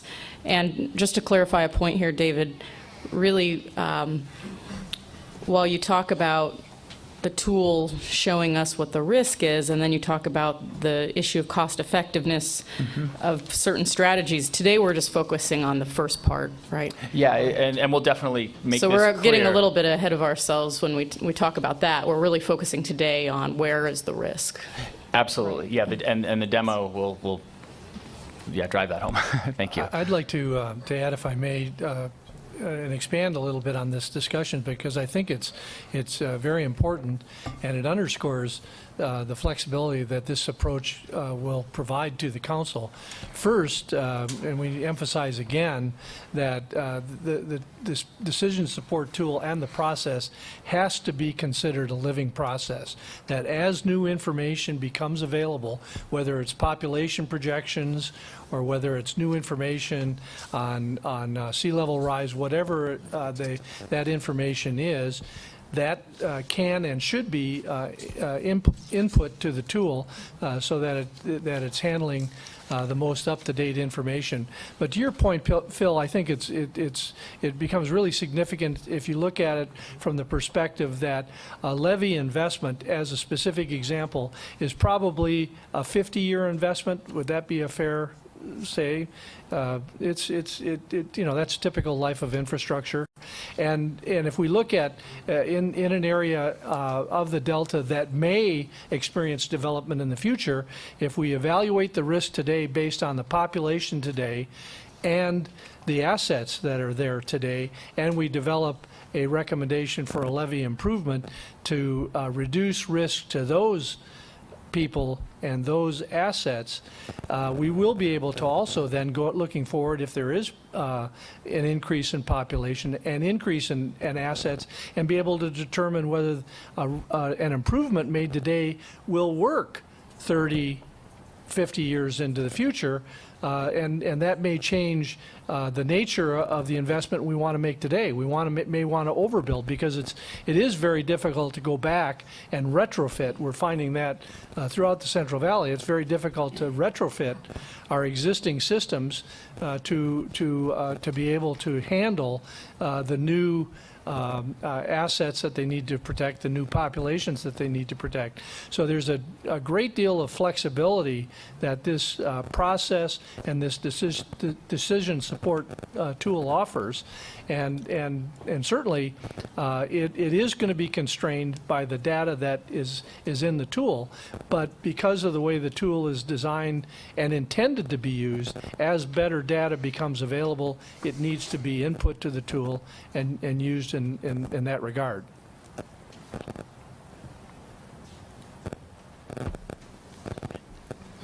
Okay, great. Thank you. So let me, so we talked briefly about the risk metrics that we're using. I want to just highlight just a little bit more concretely about what it means to evaluate how that risk, or how we might evaluate changing risk due to investments in levees. And it's straightforward in the framework and the tool that investments in the levees change the likelihood that a levee will fail at a given level of water, and that's essentially captured in something that's called the levee fragility curve. So as we evaluate new investments in the levees, what we're doing in the modeling is we're saying, well, let's change this levee fragility curve so that it is less likely to fail at different stages of water. That propagates through the calculations to lead to, in general, reduced estimates of risk. The other side, though, is that there are also effects on other aspects of our metrics, such as the amount of agricultural land or the amount of habitat. Levee improvement may increase or decrease habitat or agricultural land that we're tracking in the tool. So that's information that we're also assimilating into the tool as part of an investment. And one more point that's not listed on the slide, though, is the cost of those levee investments. So as we look at investments, the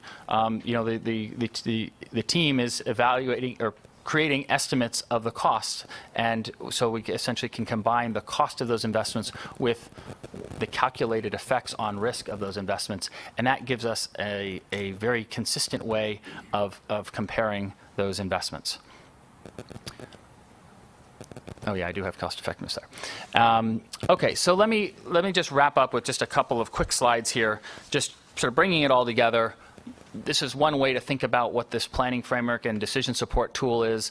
It encapsulates what's in the center of this graphic. It's an analysis engine, so it performs calculations using input on risks that are calculated outside of the decision support tool, so it calculates cost effectiveness, and then that provides the visualizations and to enable the user and the council to look at different levee investments and compare them based on cost effectiveness. Allows the user to impart preferences on one type of risk versus another type of risk, or relative preferences to see how that affects the prioritization of projects. And then it also has the ability to say, well, which investments ought you to do if you have a certain set of preferences and, say, a budget constraint. And so this is where the portfolio process comes into play. So the tool the decision support tool actually does the construction of portfolios as well, and then provides the visualizations to understand the trade-offs between or among different portfolios. In terms of the outputs, I'm just going to elaborate those real quickly to finish up. One of the key outputs is a ranking of islands based on risk. That's just something that is built into the tool now, and Nidhi will be showing those results. The next stage is listing and ranking investments. This is in process, but again, the tool is assimilating the modeled changes that different investments would have on risk, comparing that to the costs to enable a cost-effectiveness comparison of investments. And then lastly, it's developing portfolios of investments that reflect stakeholder and or council preferences over different risks. Implementation constraints is again the a notion of a funding budget. If you had unlimited dollars, maybe you'd invest in every island with limited dollars. There's a prioritization process that occurs. And it can also look at which portfolios best support different types of risk metrics. And then this is all information that can ultimately inform the development of the strategy and guidance for how different investments will be ultimately prioritized. And then just to highlight where we are in the process today, this again highlights the point that Jessica was making, is that to date, we're the decision support tool has draft information about rankings of islands and tracts by risk, and as we mentioned before, we're in the process of defining and evaluating one set of levy investments, the first set of levy investments, and then the subsequent steps will follow in the coming months. So that's the end of my presentation. Happy to take some more questions. Yes. Hi, David. I Hi. just have a quick question. Oh, I'm so sorry, Chair. Under the expected annual damage tool, will economic impacts be included? For instance, you talked about crops and the potential impact to flood crops in a quantifiable way, possibly potential job loss, and then maybe demand on public resources, and then also the mapping of existing state investments in proximity to those flood zones. So if there was investment in a certain levy or a certain project levy within that flood area, would those state investments be identified so that we could possibly be able to prioritize protecting prior state investments as well, as we consider the return on investment? Good question.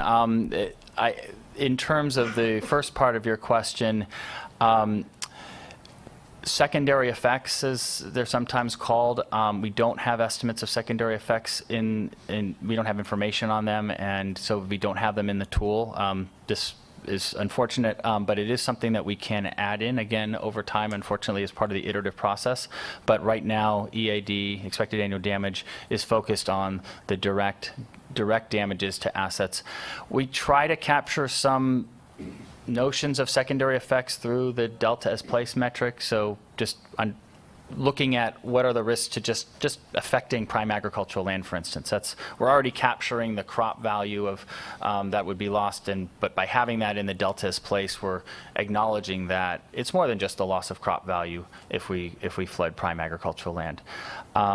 The second part of your question,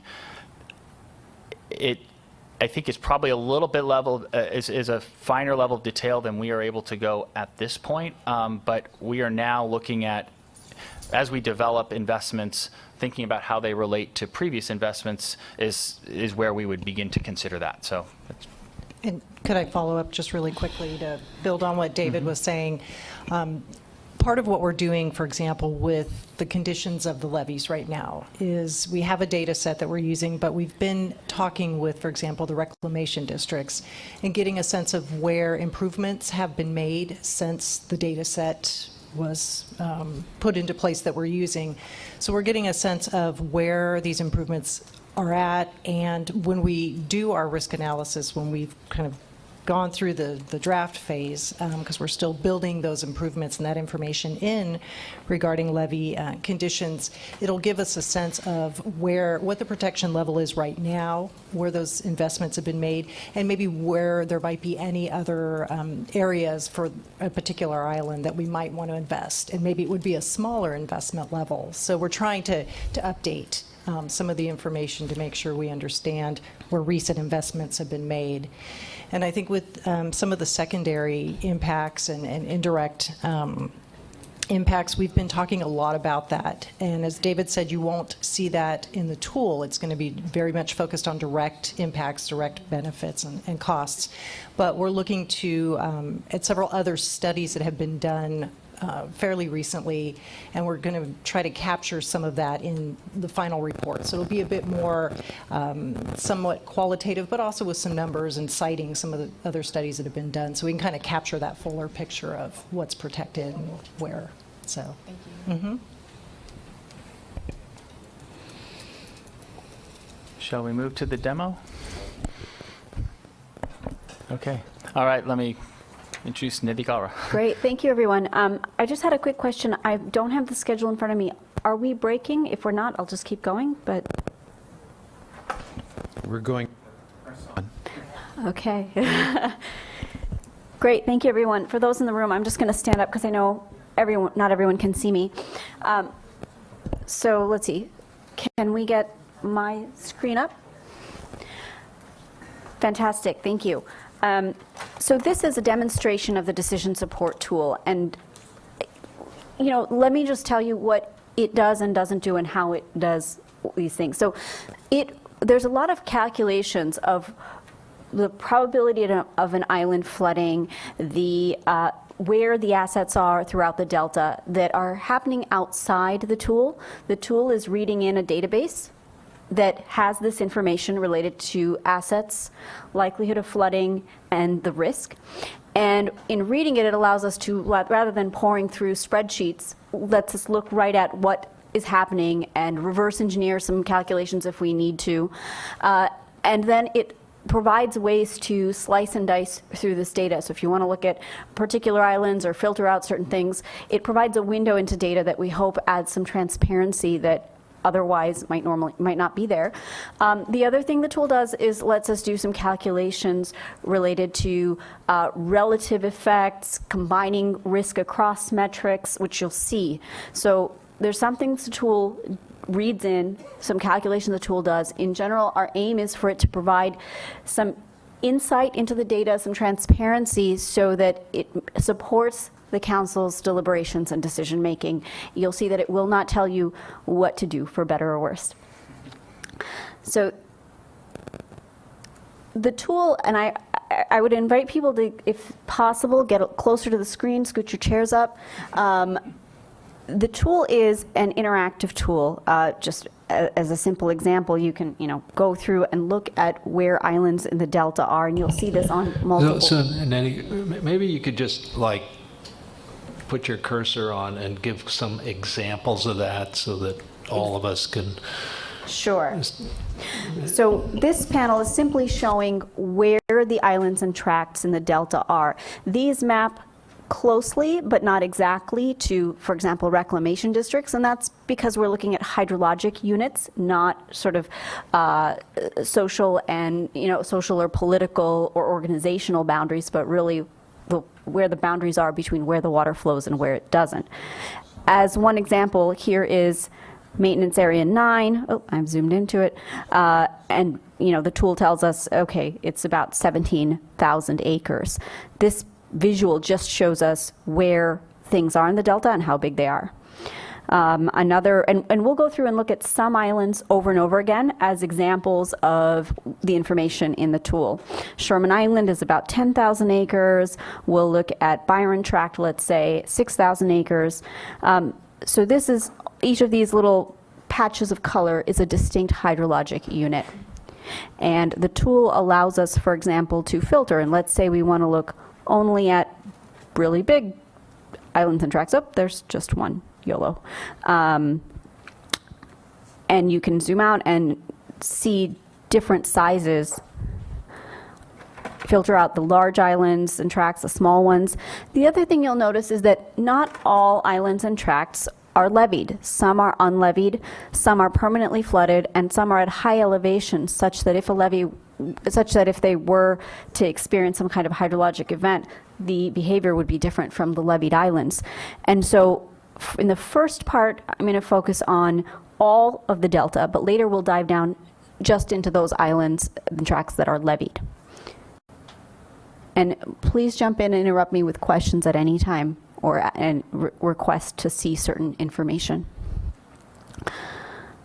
So as you've heard, what are the state's interests in the delta? There's around 4 areas of concern: lives and property, water supply, ecosystem, and delta as place. And what the decision support tool helps us do is understand the risk to all of these different state interests throughout the delta. And in thinking about that, the risk is a calculation of the probability of flooding multiplied by the consequence of that flooding to the assets in the delta. And when I say assets, I mean property, people, and sorry to describe people as assets, but things in the delta: people, property, water supply, ecosystem, all of the things that are in the delta. And a number of things contribute to flooding. High water flows into the delta, which can add stress on the levees, earthquakes, of course, and the conditions of the levees themselves. So these things in combination will affect the probability that an island floods. The consequences are to, as I say, a number of different areas: loss of life, there may be property damage, disruption to water supply functions, both exports, but also we very much look at what's happening with water supply in the delta, recognizing there are a lot of important users. The degradation of particularly of high value habitat that is non-tidal habitat that should be protected by levees. And then damage to delta as place, which is really subjective, but with council staff guidance, at least 2 quantitative ways of thinking about it are: what are the risks to legacy towns, and what is the risk to prime agricultural land, both of which provide a sense of delta as place. The first thing we're going to do is look at maps of the assets in the delta. And then we'll look at a map of flooding, and then we'll combine it and look at maps of flood risk. So that's the first sequence is assets, probability of flooding, and then flood risk. And then the second part is to talk about, well, how do we come up with a ranking of islands and tracts? How do we look at risk across the delta to see where is there the most risk in the delta across all these areas of state interest? I'm sure there will be a lot of questions at the front end, but I would ask that you also save some of your time and energy for the aggregation in the back end, which tends to get rushed because there's so much to go on. So there's a lot of interesting stuff happening as we look at the risk across the state interests. So let's start by looking at the population in the delta. This is from the 2010 census, and again, it's a map that you can look at different items of interest. The largest area of population in a single island or tract is North Stockton, but also you can see high areas of population in Maintenance Area 9 and West Sacramento. And there are a couple of... So Maintenance Area 9, is that the pocket area of Yes. Sacramento? Yes.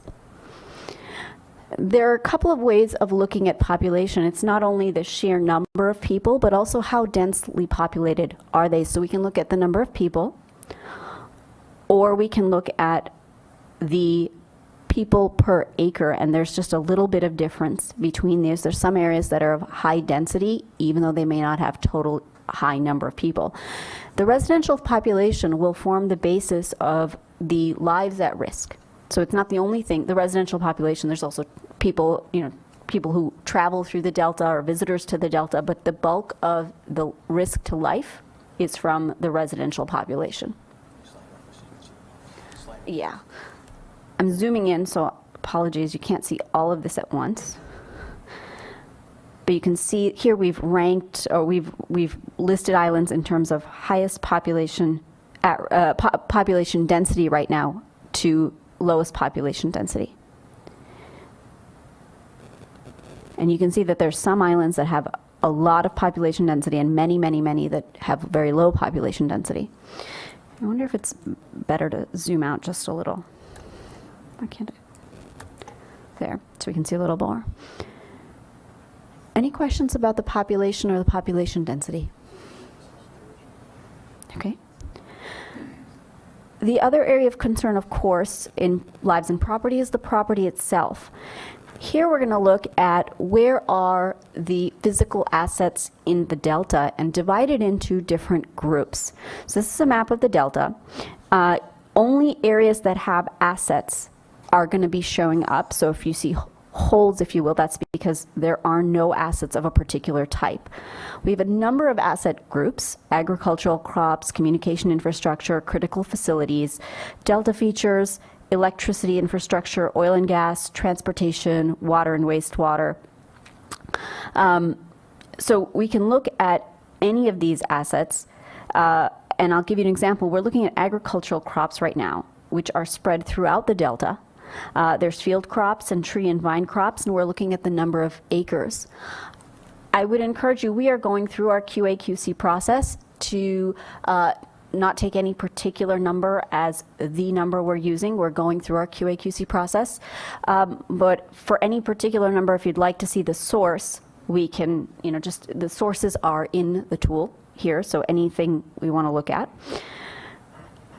Another thing we have in the tool is that this map shows all assets throughout the delta. When we look at risk, we'll be focusing first only on those islands and tracts that are levied. But the second thing is that not all assets contribute to the expected annual damage, and that's because some of them are invulnerable to flooding. An oil or gas field, even though it has water on it, will not itself experience damage, though the assets on it, the oil and gas infrastructure, the stations, those will experience damage. So as one example, here we're looking at the oil and gas infrastructure. The islands in orange have assets related to oil and gas that contribute to the expected annual damage. Others in gray have assets, but only those that don't contribute to EAD because they're invulnerable to flooding. So we're capturing both kinds of data. Right now, these maps are showing all the assets, regardless of how they contribute to risk. And then another way we're capturing assets is we're noting assets that are important into the delta, but may not have quantifiable dollar values. For example, we're noting where are the historical places, where are the legacy towns. These things speak to delta as place, but one can't place a dollar value, and therefore they don't contribute to EAD, but they do come into play in our delta as place metrics. Any questions or requests for? Talking about water and water infrastructure. Yes. Maybe before you go there, just because I think that's going to be the next set of stuff, but I wanted to, partly in response to Councilmember Brown's question, so this is a way we can identify state highways and other state infrastructure or state-funded infrastructure like wastewater treatment plants or local water treatment facilities that provide drinking water or whatnot, or one of the ways we can track them is through this. Precisely, and one of the things we can see, and if we have time we'll do, is at the end when we see an island that, for example, has a high risk to property, high expected annual damage, we can ask why.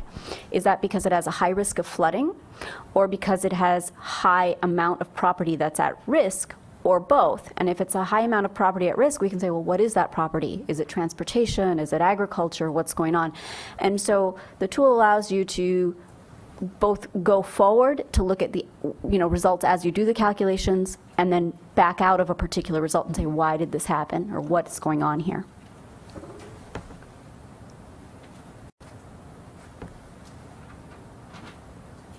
And so we can take a look at water and wastewater.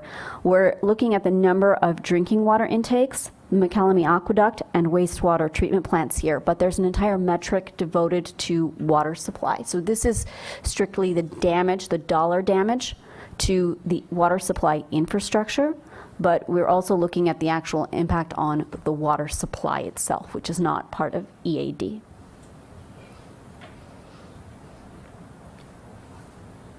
Okay, I'll keep going. So as I mentioned, EAD is what fraction of what is the dollar value of damage that would occur, and that requires putting a dollar value on the different assets. So this map shows the value of the property that's at risk in the delta. And so I'll give you a few examples. Let me scoot over here. So if we're looking at, for example, West Sacramento, and this is based on 2012 numbers, this is not projected into the future yet, we're talking about $3 billion worth of assets, or in Maintenance Area 9, the pocket, another $3 billion. There's some areas, as you'll see, around, particularly around the high areas of population that have very high asset values, but that these asset values, the value of assets is high throughout the delta. And so if we scroll down this list, you can see that there's many islands and tracts that have many millions of dollars worth of assets and asset value.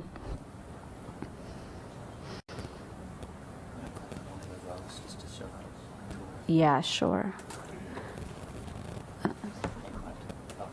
Okay.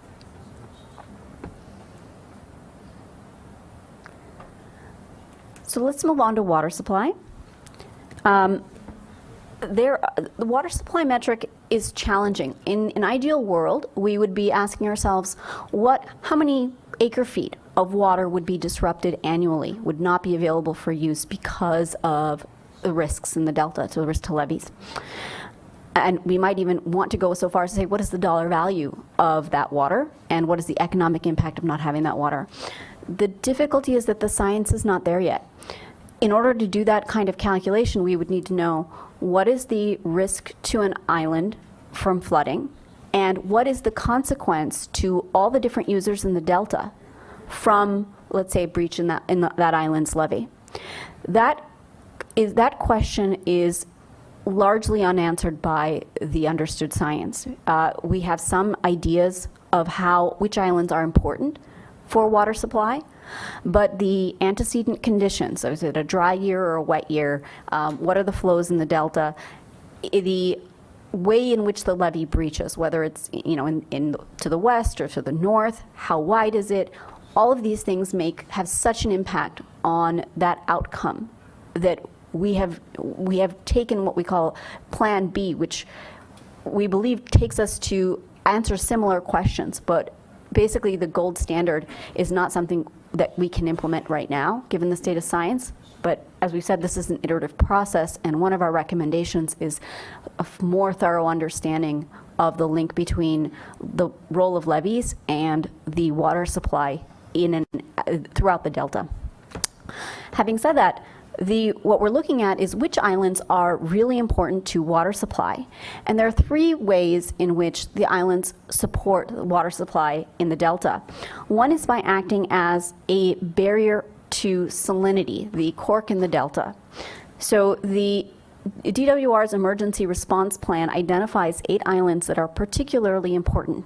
So based on that, we've identified Sherman Island, Twitchell Island, and several others in the west that play this important salinity barrier function for many users in the delta, as you'll see in a minute. The other role is that many islands have levees that lie along freshwater conveyance corridors and different intakes. So keeping those levees intact is important for channeling fresh water to the intakes and to the users that depend on that. So that's the second function. And the third is that there are a number of islands that have important water supply infrastructure on them.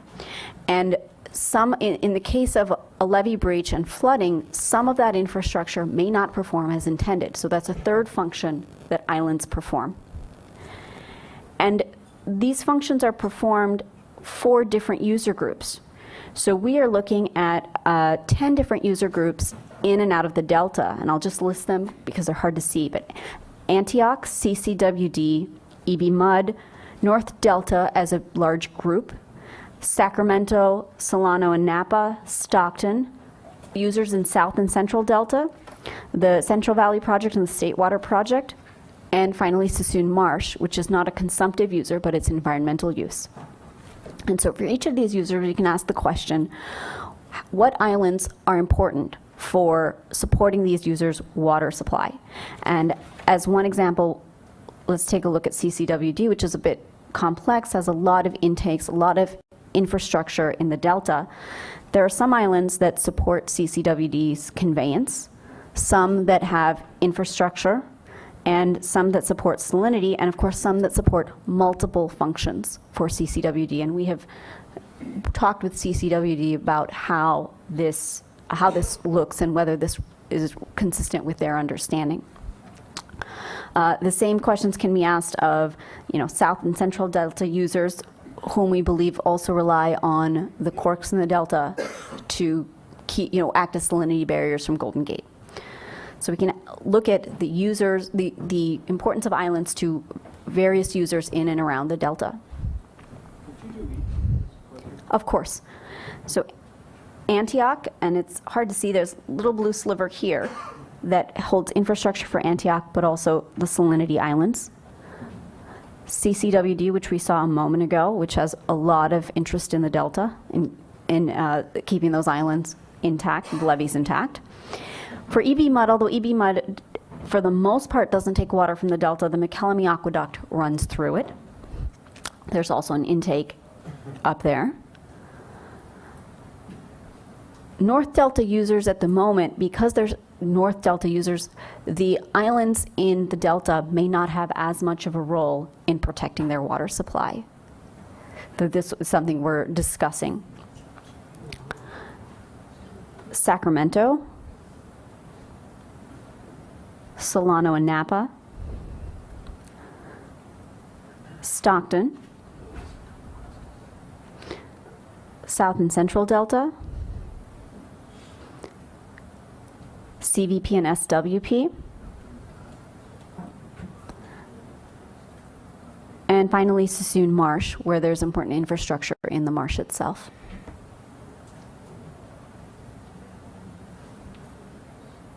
Okay. Great, let me move on to habitat. I'm going to zoom out. Here we go. So habitat is interesting and complex because when we talk about the role that levees play in protecting habitat, it's really, habitat is so diverse. It's not just habitat. There's habitat for different species, and there's habitat that function differently. There's non-tidal habitat, which is protected largely by levees, but there's also tidal wetlands and seasonal floodplains which are essentially important to have water flowing through them. And so we've separated these out because the role of protecting levees may be beneficial for some habitat, but may be inconsistent with other habitat. And so, I'll also invite Charles to speak up if there's any further discussion on this. But the map on the left shows non-tidal habitat, where it is in the delta, and the map on the right shows where tidal wetlands and seasonal floodplains are. And you'll see that some islands and tracts have both. And the shading is the acreage, so we're counting the acres of these different kinds of habitat on each island. It's not related to the location within any island.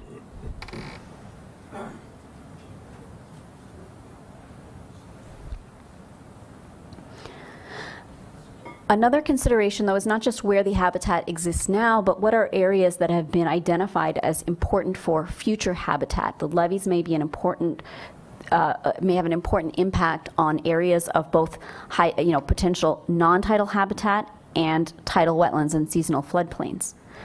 So our analysis, our data considers where is there both current and potential high-value habitat. And in particular, we're looking at non-tidal habitat that would be benefited by levees. And so here you'll see, Yolo Bypass as a floodplain, of course, has a lot of high-value non-tidal habitat. There are certain areas that have much more than others. Of course, the size of the island plays a role here. But you can see the number of acres of either existing or potential high-value non-tidal habitat. And so when we couple this with the flooding, we can get a sense of risk to this kind of habitat.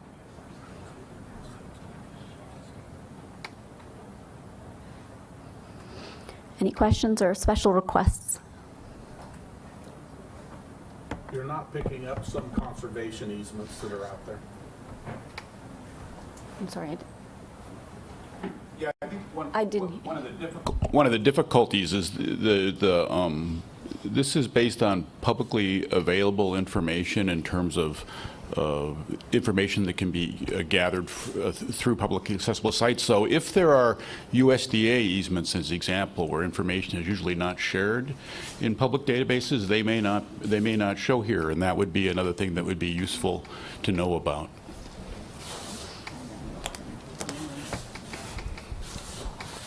Nidhi, do you have a similar map for the tidal habitat? We do. It's not in this version, but I can probably. Okay. I was. Is it? Oh, how about that? I'm sorry. Yes, we do. So yes, I'm sorry. This is the map of islands with opportunities for tidal, seasonal floodplain, and transitional habitat. Habitat that, for which investment in levees may not match that particular habitat function.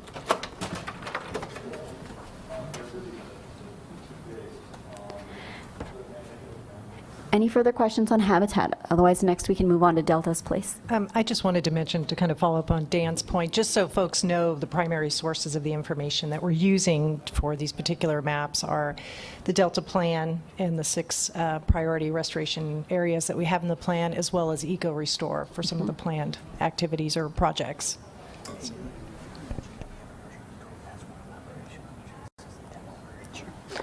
Dave makes a good point, which is that this is a version of the tool that is good for a public, audience like this, where we're trying to move fairly quickly, but there's multiple versions where you can really get into the nitty-gritty and look at different kinds of habitat, look at exactly what Eco Restore says, what the Delta Plan says, how we've mapped those two together. So, this takes one step back for the purposes of a discussion like this, but we can, we have versions that will let us dive right in. They're in there, yeah, they're in here. So Delta's place, as we've mentioned a couple of times, I mean, it's very subjective. So there's, for each person in this room might have a different idea of how we should measure Delta's place, and of course we invite those suggestions. Council staff has suggested 2, which are legacy towns and then prime agricultural land measured in acres. So this map is showing how many legacy towns are on each of the islands and tracts, and you'll see there's just a few islands that have legacy towns. About 8 of them have 1 legacy town. Maintenance Area 9 has 2 legacy towns. And the other is prime agricultural land measured in acres. And so this looks very different. The prime agricultural land is spread throughout the Delta and in very different places, and measured again in the number of acres.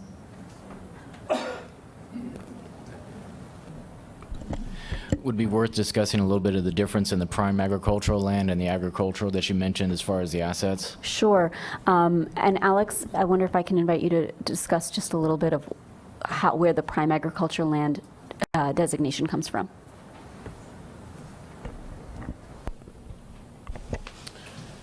Sure. So the agricultural land that's described for assets focuses on crop value, whereas the prime agricultural land comes from the Farmland Mapping and Monitoring Program and their designation of prime versus not prime farmland. So one's about crop value and one's about prime, non-prime designation.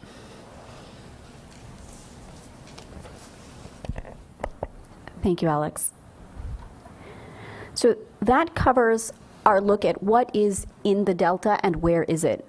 The next thing we're going to do is look at the likelihood of flooding for islands and tracts. So before we move on, any final questions or special requests? Oh, I'm sorry. Yes, please.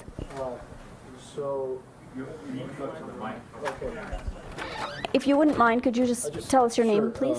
Justin Frederickson with the California Farm Bureau. And I was just, so you're only looking at prime ag land, because there's basically the entire delta is ag land. So if you look at it this way, what you're calling not prime ag land doesn't exist as a state interest. Well, no, I think all the value of all the farmlands, the crops on them, is counted as an economic value, and they calculate expected annual damages.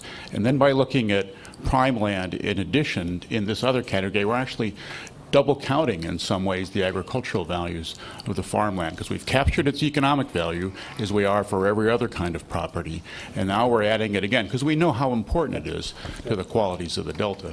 Same thing with the legacy communities. We've already captured the value of those structures and the other property that's in them, but we want to call them out as something we need to pay special attention to. And so by having this deltas place metrics, it actually is a way to focus our attention on them, but in some ways it double counts those assets. And so the way in which the tool accounts for them is to help us understand what portion of those we're taking good care of. But we if, kind of following the principles the council set up, we're considering these values rather than designing the tool to prioritize for them. Thank you. And Justin, you're absolutely right, because if we go back to look at that map of where the agriculture is, it's the entire delta. I mean, it's agriculture is critical, so we are capturing it twice, essentially.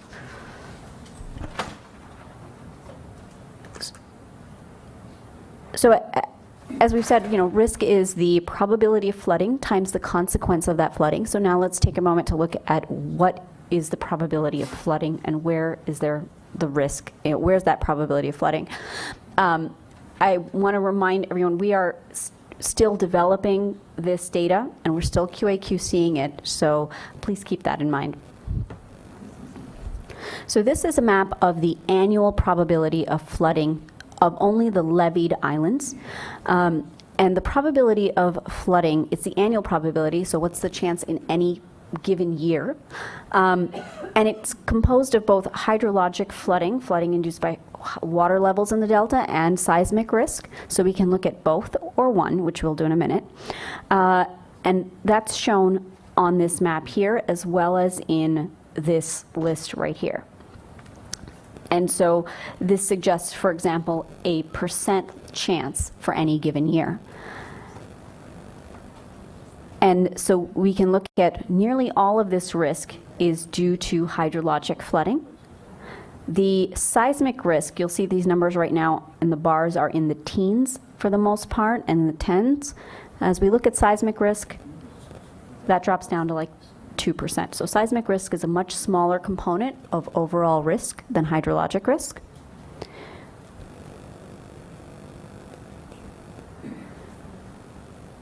And so we've grouped, as the coloring shows, what we've grouped these islands and tracts into certain bins.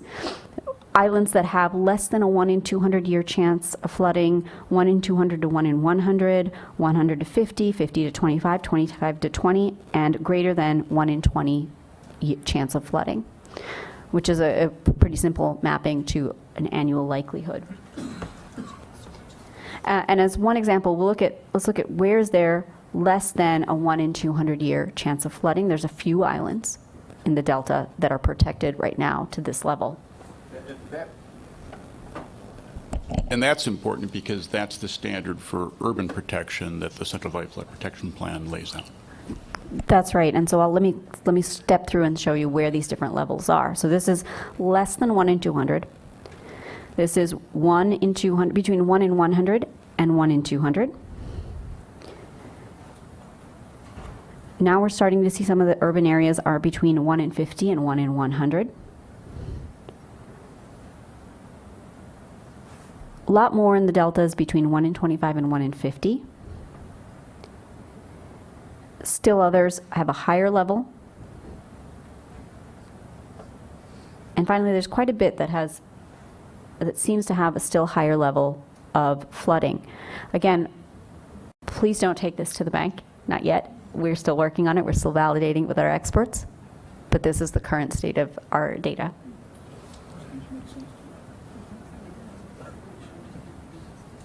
So, I mean, what this map is suggesting is that there's a lot of risk in the eastern and central part of the delta, and less so in the periphery of the delta. And another thing we can do is look at how does the probability of flooding change as we look at different levels of future scenarios of sea level rise. We've looked at 2030 and 2050. But because future sea level rise is uncertain, we've got two cases, one in which there's a nominal level and one in which there's a high level, which is consistent with state guidance. And I'll just show you briefly. So what you'll see is that they start, as we expect, those likelihoods start increasing. And they can, particularly when we get to farther out, mid-century, and high levels, they increase pretty significantly.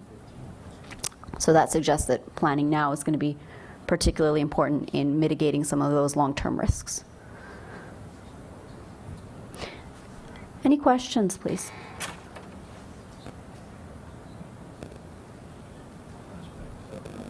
Okay, I'll move on to now what happens now.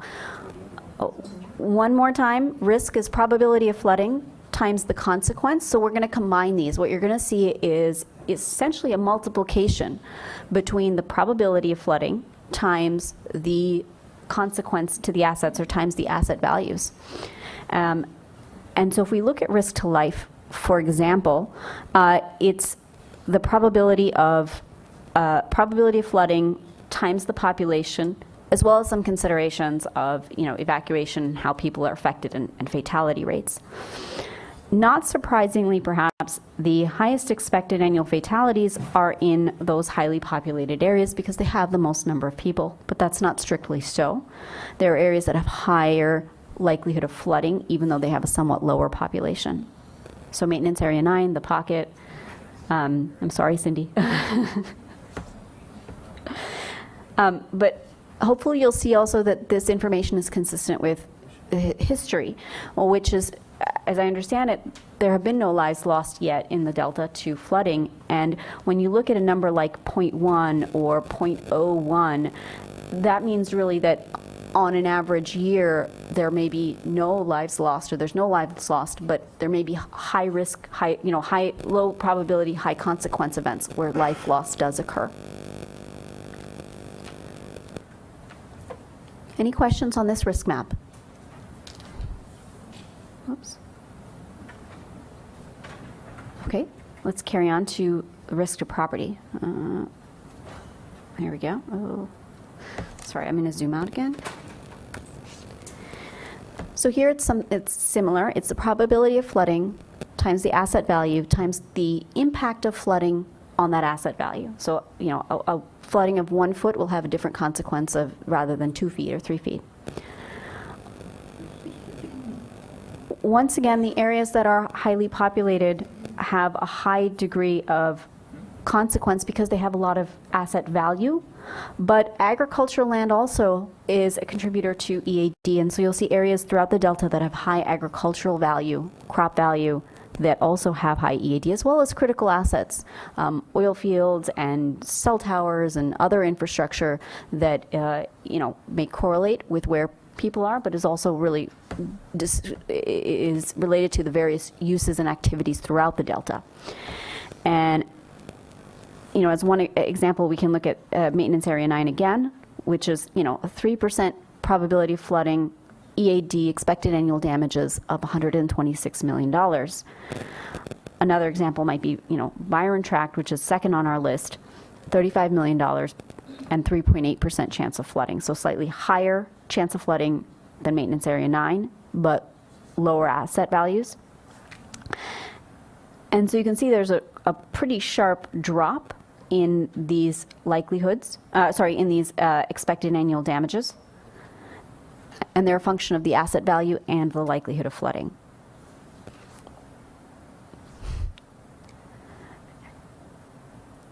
Any questions on the risk to property? Okay, we'll step right along. Risk to water supply, as I've said, this is a different one. We have to do something a little bit different. What we have here is a map of of the islands that play an important role in water supply. And you'll see that the numbers are 7, 5, 3. What is this? We are counting up the number of users that an island supports and the number of functions that an island plays. So some islands, as one example, Sherman Island, only has one function, which is to be the cork in the delta, salinity barrier, but it provides this service to 5 different user groups. And therefore, it has a user function, a water supply score of 5. Hotchkiss Tract or Holland Tract actually have a water supply score of 7. They support 5 different user groups, but perform 3 different functions. So it's a combination of these 2 considerations. And intuitively, what that says is if this island fails, if an island is flooded, what are the different ways in which water could be disrupted, and for how many different kinds of users? But it's not just the number of users, it's also the likelihood that that island might flood. And so we're combining the user functions, or the importance to water supply, which is what you see in the orange bars, with the likelihood of flooding. And we're looking at islands that have at least a 0.5 or higher percent chance of flooding, consistent with a 1 in 200 years standard.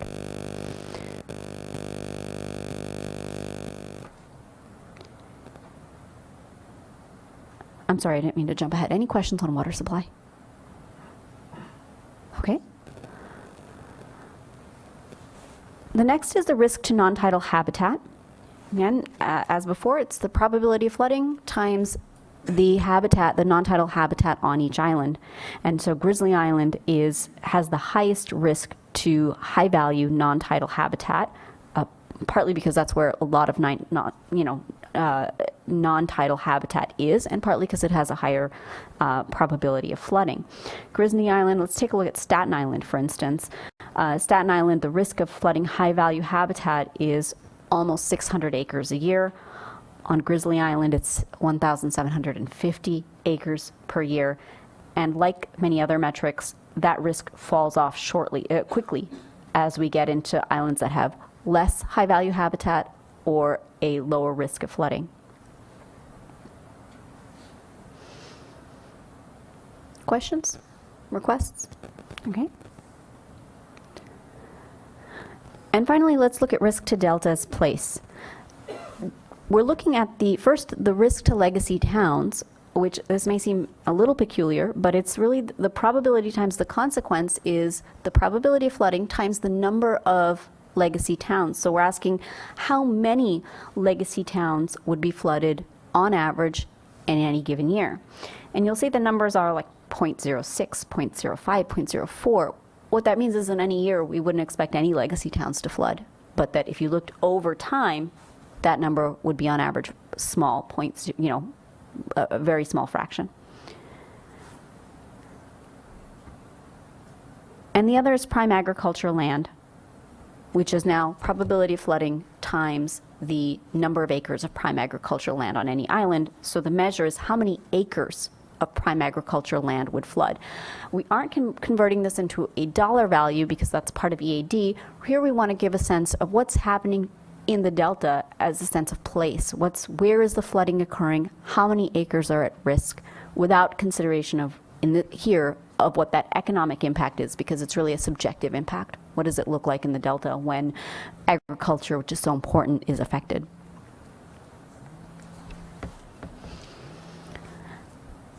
Any questions on this risk map?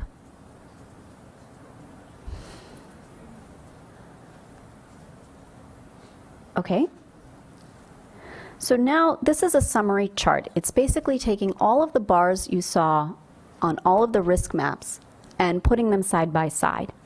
And it lets us see where is the risk on each island, or how much risk does each island have in each of these particular areas. And so I've sorted it at the moment on risk to life. And what you'll see is maintenance area 9, for example, has, relative to other islands, high risk to life, high risk to property. It does not have an important water supply risk, some habitat risk, high risk for legacy towns, and some prime agricultural land. For comparison, let's talk about Byron Tract. It has some risk to life, some risk to property, but a lot of risk to water supply, and that's relative to others, that's the large area of risk for that. Let me see if I can find Staten Island. Okay, let's take a look, for example, at Sherman Island. Sherman Island here has a little bit of risk to property, a lot of risk to water supply, some risk to high-value non-tidal habitat, and risk for prime agricultural land. So this allows us, at a glance, to see where the risk is across metrics for any particular island. Sure. Let me sort by each of these. So here we're sorting, we're looking at where's the risk to life highest.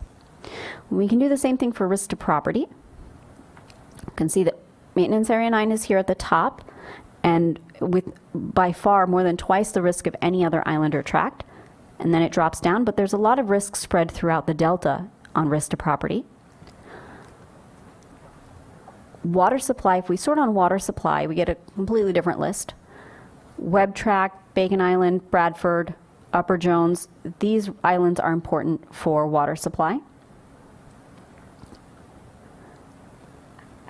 Habitat gives us a very different list. Grizzly Island, Staten Island, Prospect Island, these are the islands that have a lot of risk to high-value, non-tidal habitat. Legacy towns, the highest risk to legacy towns are where the legacy towns are. So Maintenance Area 9, Brandon Andrus, Netherlands, Walnut Grove, and so on. And finally, the risk to prime agricultural land exists throughout the delta, but in fact, it's Terminus Tract, Honker Lake, Staten Island that have the highest risk to prime agricultural land. Those are the ones at the top.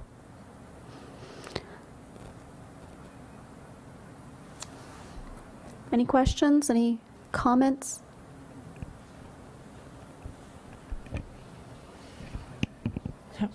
How many more do you have left? I'm just gauging, like, if people want to jump back and drill down on anything. We're just going to... Well, no, go ahead. what we're going to do next is, well, we ask the question, well, how do we take these risk maps and come up with a ranking? And so that's the next step. We've got a few pictures of that. So we can, wherever you want to go, Cindy. Let's go. Okay. All right. So let's remind ourselves what our steps are. Apologize, the 8th step seems to have fallen off here. But we are currently at a step of ranking the islands and tracts by risk, which is something that was asked for in the original project scoping from Council. And this is going to help, we intend that this will help Council consider where one might want to focus on developing candidate investments. It might be prudent to focus some attention on islands that have the highest risk. But here's the question is, again, as I say, how do we use these individual risk maps to rank islands based on risk? Intuitively, what we're going to do is rank them based on how much risk they have across all the metrics of state interest. But because these metrics have different units, in some cases we're talking about dollars, in some cases we're talking about, dollars, which runs in the millions, versus life, which runs in the fractions of a person, we don't just want to add weights or add them up, or, what we're going to do is identify islands that have the most risk in each individual metric. Which island has the most risk in the delta for water supply or life or property? And then we're going to look across and say, okay, once we've got that list of islands that have the most risk, let's start putting weights on those and look at what happens to, we're going to create a composite risk score. And then finally, we'll rank on that composite risk score. I hope this will become clear. We'll just do it. So what we've done here is identified islands. This is the same map you just saw, the same list of bars, but we've identified those islands and tracts that for each metric carry the most risk throughout the delta. So risk to life, there are 6 islands and tracts that carry the most risk to life throughout the delta. There's a lot more for risk to property. So in red is not bad per se, it's just where is the most risk. And so there's a lot of islands that carry a lot of the risk to property, risk to water supply,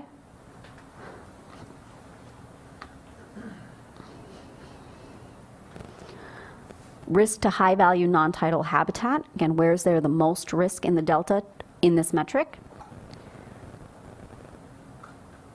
Legacy towns. And prime ag land.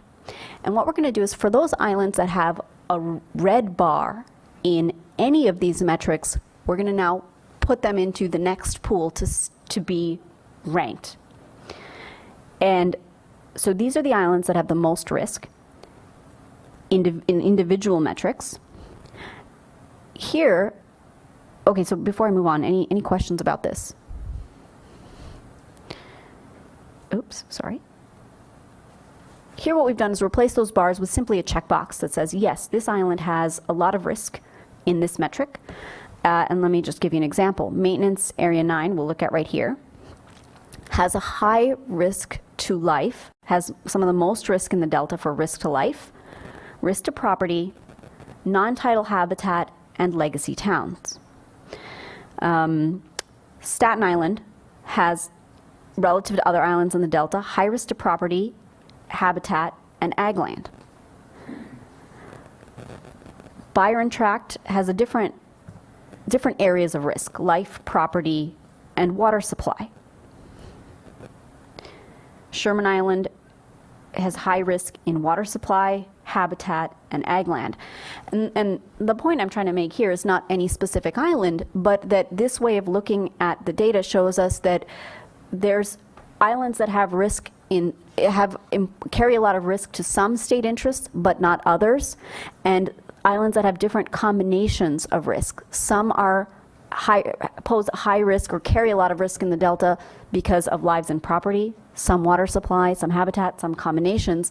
And this process is designed to look across those metrics and think about how the state may want to invest across the metrics to have a portfolio of investments that balances its risk reduction across all of these areas rather than focusing on any particular one. But as I said, we're trying to create a composite score of risk, and that's done using weights. And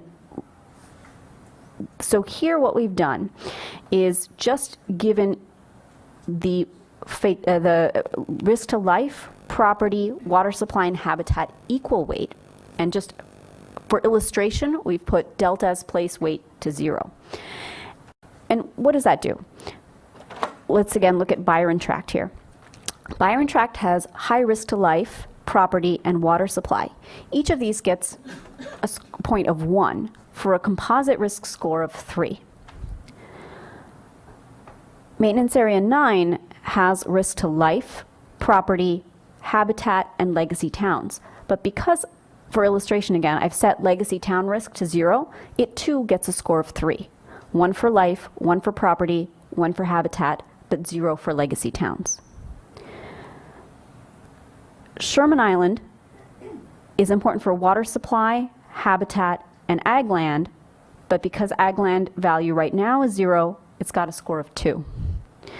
And so we can set really any weight from 0 to 1 for each of these different areas of concern to come up with a composite risk score.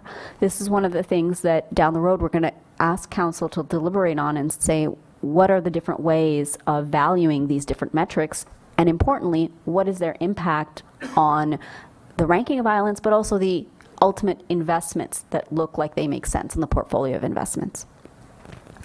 It's easier to see this ranking and this process on a map, so let's just step right there. Here we're looking at, again, the map of the composite risk score. And to show you how these change, I'm going to start by just looking at risk to life and property. Give me one moment for this to percolate. Oops. This map is showing where is ranking the islands based on those that have a risk to life and risk to property, weighted equally. So you can see that some of that exists in high population areas, but others are areas where there may be important agricultural or other assets that are at risk.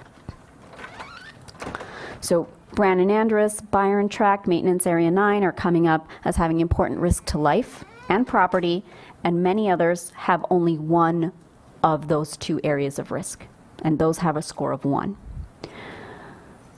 Now, and please interrupt me at any time if we want to pause or do something a little different.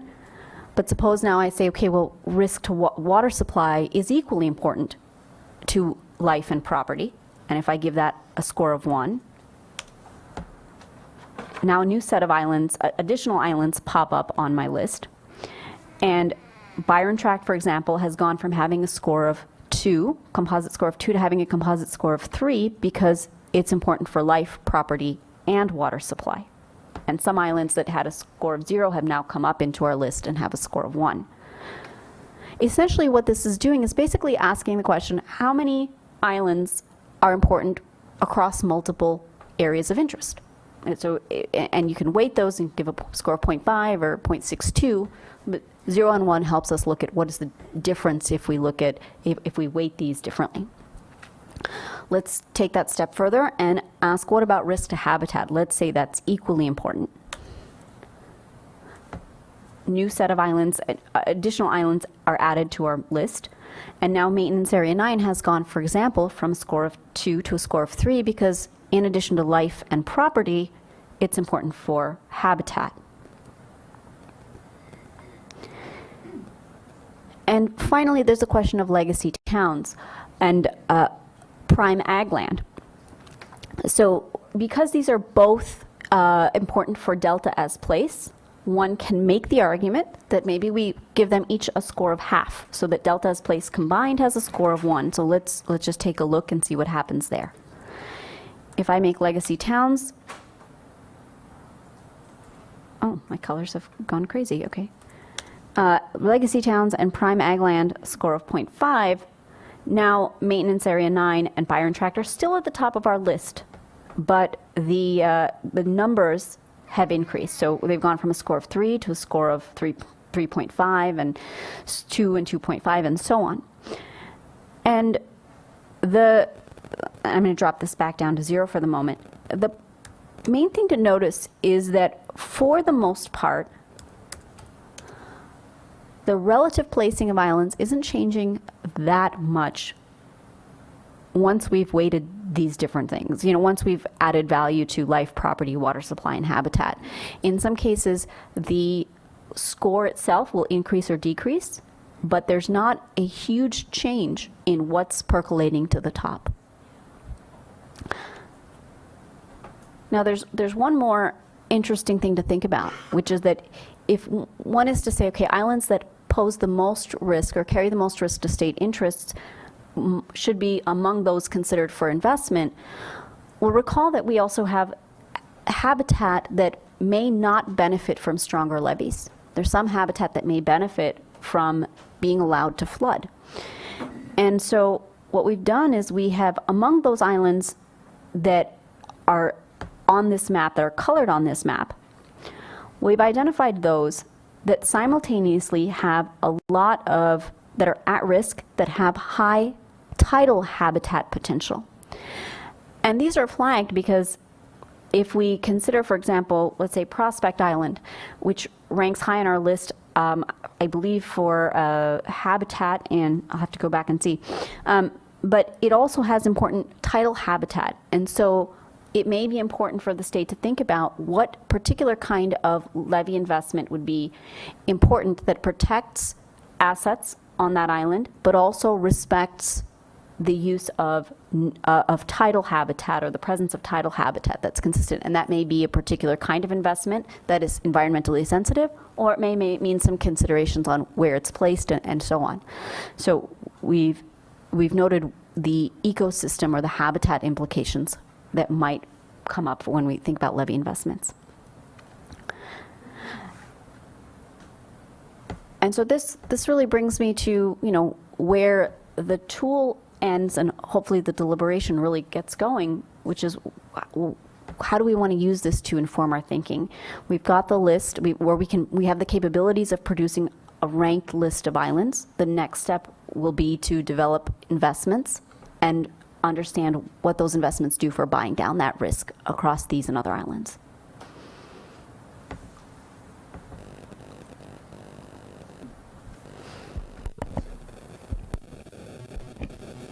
Okay, well, we're kind of at the point where I think it feels like we should at least have some questions or a little bit of discussion, or maybe before we talk about next steps, because that's going to be pretty quick. But I don't know what Sure. the council's pleasure is in terms of comments or questions. Yeah, I'm sensing that the demonstration actually addressed a lot of the earlier questions that were addressed.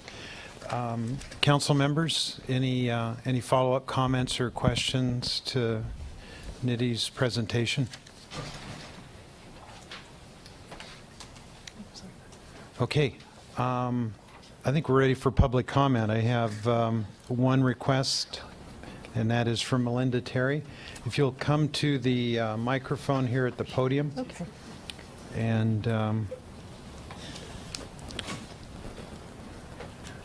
is Melinda in the house? Oh, She okay. just stepped out. All right. Well, at this point, this is... If you don't mind, I'm Steve Mello. I would like to comment. Steve, welcome back. Thank you. Thank you for a chance to get in. And for this young lady, I had some information on where to look. Use the restroom. Okay. I'm Steve Mello. I'm on the Central Valley Flood Control Association, North Delta Water Agency. I'm president of RD 563. We own property on Tyler Island. We own about 1/8 of the island, it's 8,500 acre island, more or less.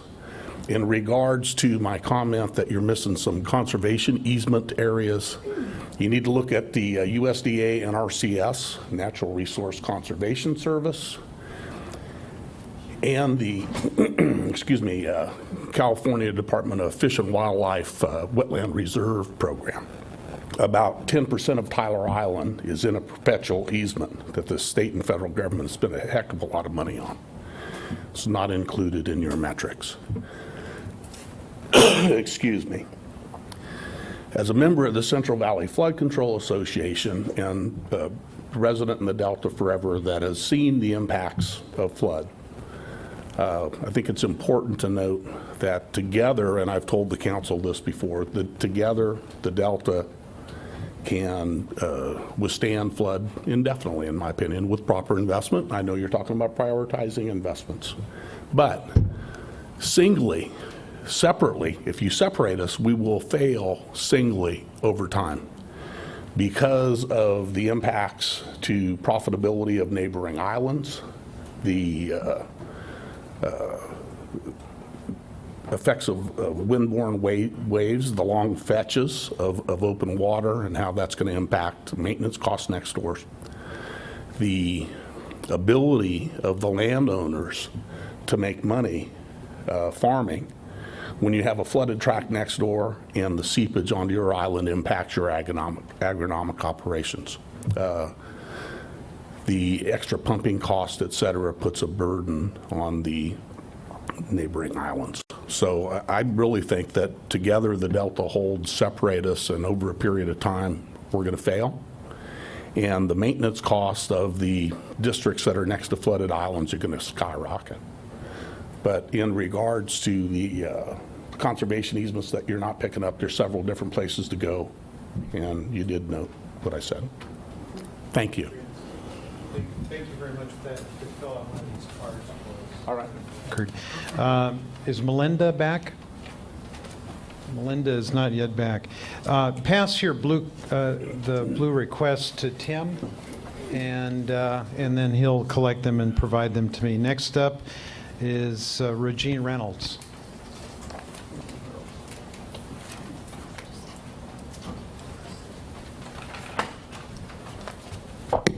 Hi, Council. I'm Regine Reynolds from the South Delta, 4444 West Undine Road, and I had a few comments and a couple of questions. I want to second, first of all, what Steve Mello said. If you divide us up into small pieces, then we won't be worth saving. You shouldn't be doing your approach this way. That's just a personal opinion. In regard to the problem of seepage, when you have one island flooded and one next door, cost of mitigation and so on, I want to recommend that you take a look at the settlement agreement that has to do with the Delta Wetlands Project. The huge amount of of planning that's going into this, because there will be 2 islands flooded and 2 used for habitat, you'll find some good clues there as to cost, and it might affect your cost-effective analysis. I want to object strongly to leaving recreation out of your analysis, if that's still true. I'm looking at your March priorities. Does this still hold true, that were out on the table, that said that the staff recommended that certain things would not be further considered, and one of them is recreation? Does that still hold true? Yes, the list has not changed, but recreation would be one of the elements we consider at the project level when we're looking at what particular projects, what benefits would be associated. I hope you really do that, because one of your strategies is to protect visitors and travelers. That's recreation. I don't see how you can possibly leave that out as a consideration, because that contributes hugely to the people. And then again, you're going to have to add to your analysis, when will your flood happen? Is it going to be some unusual thing in the summer when there are thousands and thousands of people recreating in the Delta? And that's going to affect your evacuation plan. So I don't know how that affects your planning, but it should.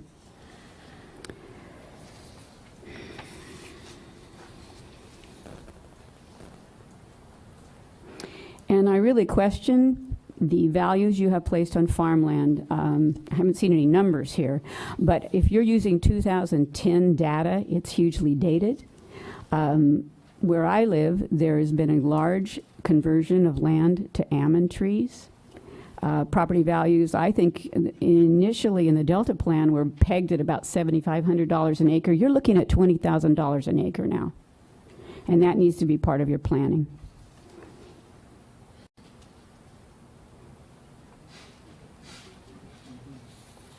I think that's all I have to say. Thank you. Thank you. Next up, Eric Ringelberg.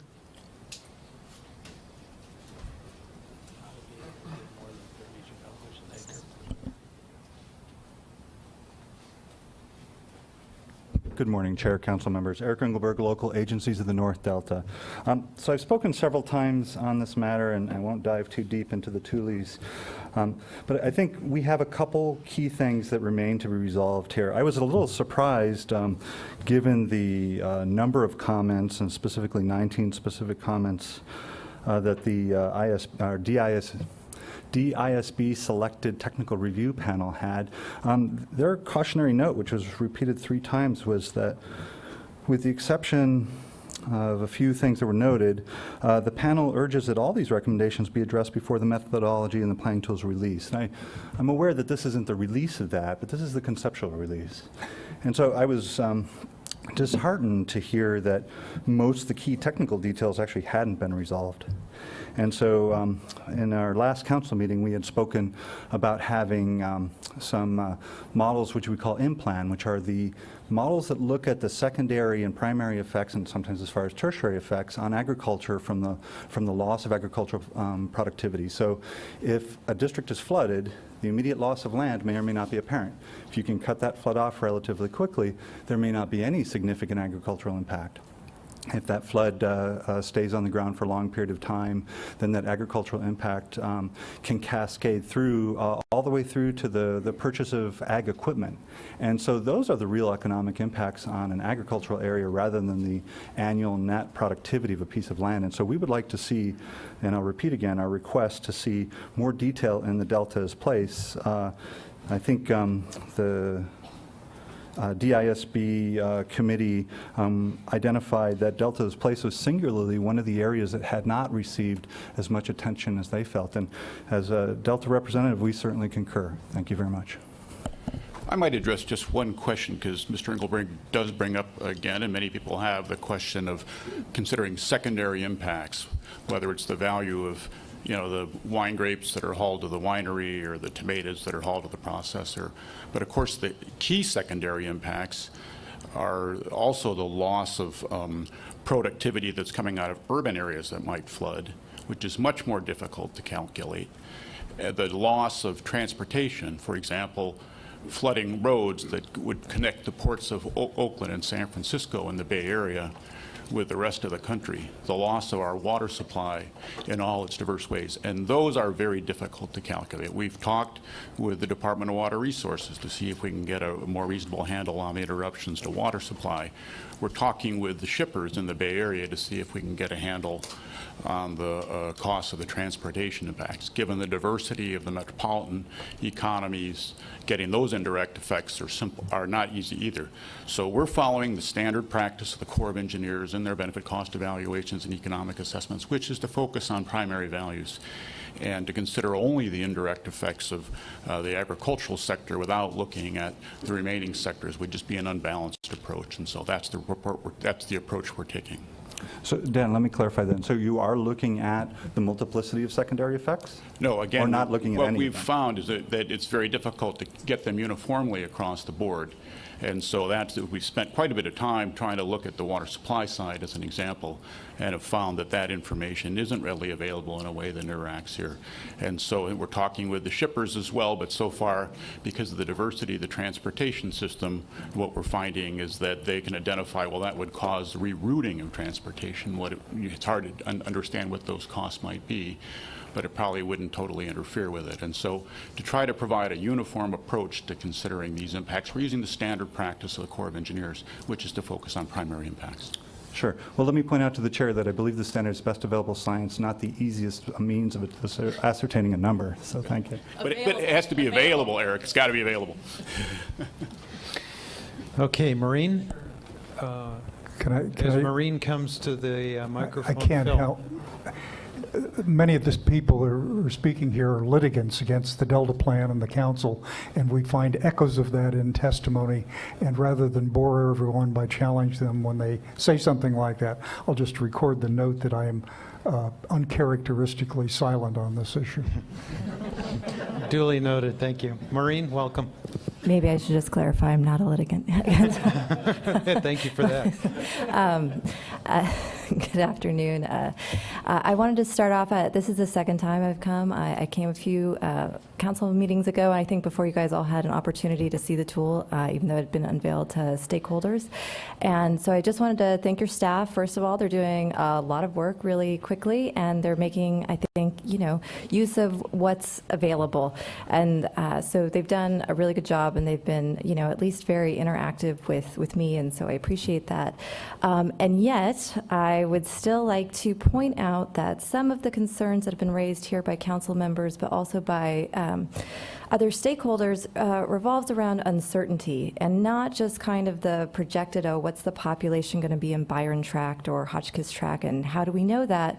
But because you have all of the information is currently available, and you're kind of at this breakneck pace, for something like water supply, or disruptibility, the information that's embedded into the tool is really based on a limited amount of information. And so you do have the possibility of improving the information that goes into the tool at a future point that would improve your ability to make those decisions. Just because it isn't done already doesn't mean it can't be done. I know that Metropolitan Water District has talked with some consultants and some other water suppliers, about hopefully improving some of the background information, but there's a hesitancy because there is no way to necessarily guarantee that that improved information would be incorporated or how it would be incorporated, or, and so unless it's already done, you run the risk of, well, okay, that was done and we're done and my consultant contract is done, and now we're going to make public policy decisions based on what was available at that time. And so just seeking some kind of reassurance about, and that's just one example of uncertainty. And so, but each one of these little boxes and ways has their own uncertainty associated with it.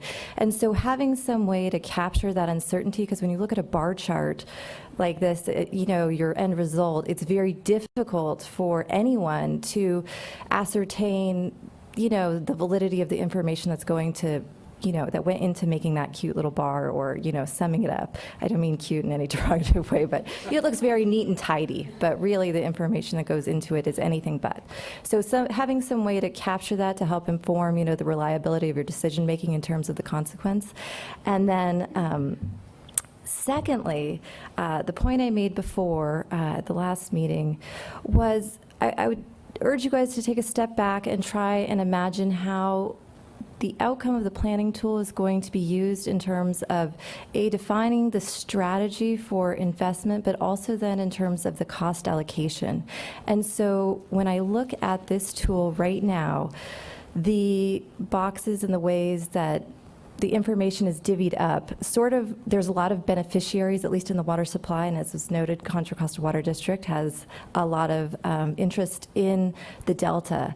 But and this is just me maybe getting conspiracy theorized, imagining how you can use this information in the future. It doesn't necessarily seem that all the beneficiaries are equally represented. And so having CVP/SWP as one box, whereas you're, singling out the city of Antioch, let's say, as, somebody other than me. And so if you were going to, divide risk equally among those agencies, or, there's just I would urge caution in terms of how the tool is being used right now, and think about what you will need to support a beneficiary pays analysis, and make sure that the tool that you're developing at this point will be useful, and that we don't just continuously well, that was done, and we're done thinking about that now. Because when I bring up these issues, with the consultants and the stakeholders now, they're like, well, that's later. We're going to deal with that later. And so I just want to make sure that we have the opportunity to engage in a public way while we still have time to potentially adjust the tool to make sure that it's serving essentially the ultimate goal. So thank you. Thank you.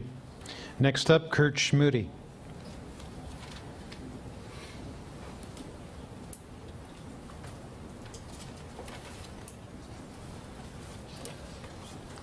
Thank you, Chairman, members of the council. Kurt Schmude, I'm here representing the state water contractors. And first of all, like Maureen, I'd like to thank staff, Nettie, and the Arcadis group for the work that they've done.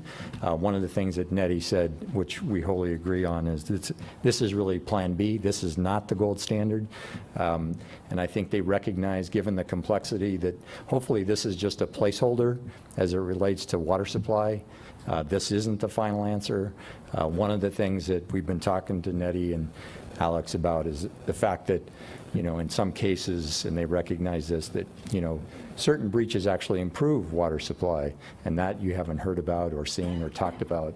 And the ecosystem benefits, one of the things that Nettie talked about was the tidal marsh habitat benefits, and that list that was presented, I think, is incomplete. There are other opportunities for doing tidal marsh habitat. So finally, one of the concerns we have is that we're looking at islands, and from our perspective, we're more focused on levees, and there's a key difference in how you want to address that. So thank you. Okay, Kurt, thanks. Next up, Mark Pruner.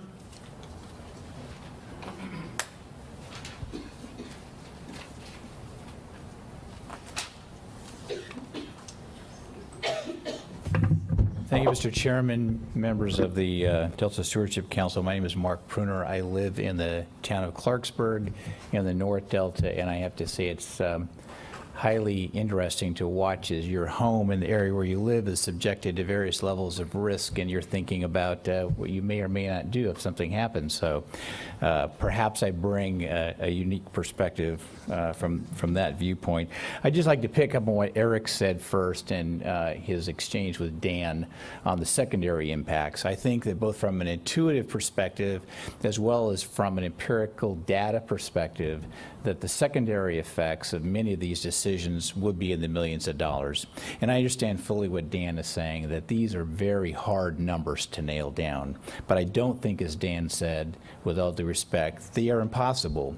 The farm bureaus and other entities that are out there have much of this resource data available to quantify the effects on ag for many of these impacts. And I would just encourage staff or others to reach out to those people, and I'm glad to facilitate in a gathering of that data and making those connections if that would be helpful. Second, I'd like to say that looking at an island-by-island analysis, I think, in my view, as a resident in the North Delta, that the big picture is missed, and that is the Delta is a system. Yes, it's comprised of islands, waterways, people, legacy towns, etc. But to miss the systemic and the broad view perspective of how the Delta overall operates as a system and to carve it up into pieces misses the essential point that the Delta is a system. And I didn't hear today any analysis, any slide, anything else that looked at the Delta and tried to answer that question, what is the Delta as a system? I think that not including that point of view and that perspective of the analysis fundamentally makes the analysis flawed. I think that's correct.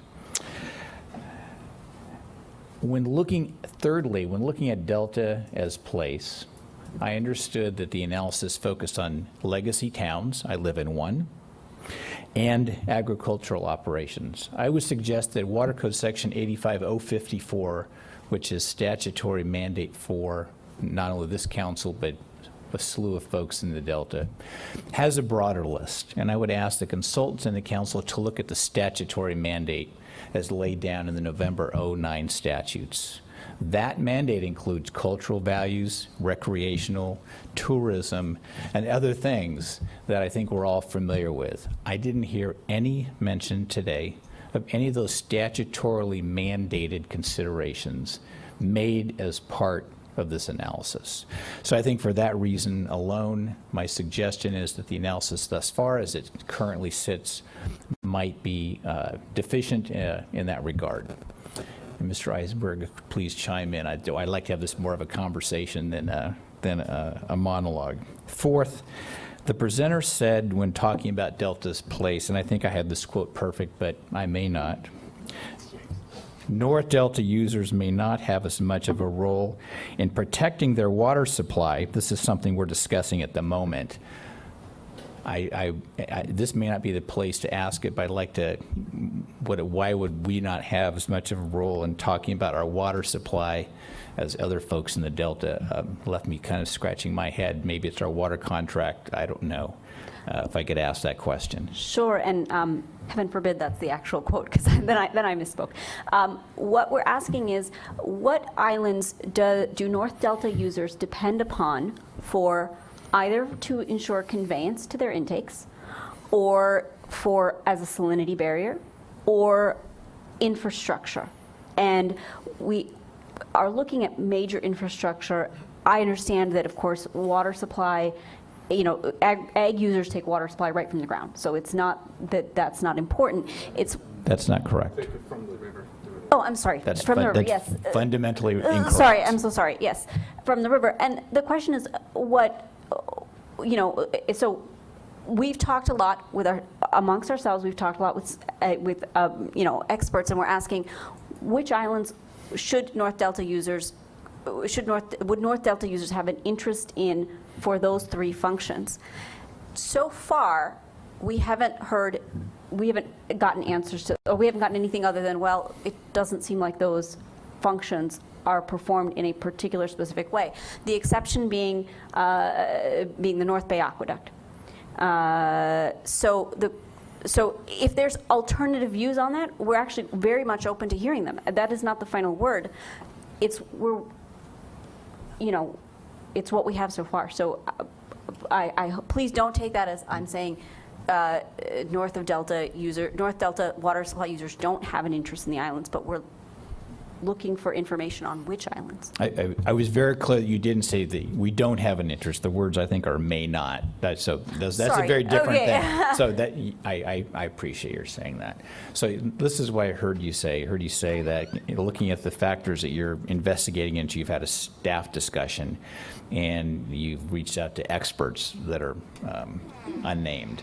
My suggestion, if you really want to find out how North Delta folks are engaging or what their input is, just to please come ask us. So I'm going to one of the RD meetings tonight, and I'm going to give a little report on this and some other issues. But you know, you have your staff I know has my contact. I'm not the only person, but other people here can make meetings and set things up rather instantaneously, and you can get all the on-ground information that you need. I think that would be the best way for you to get information.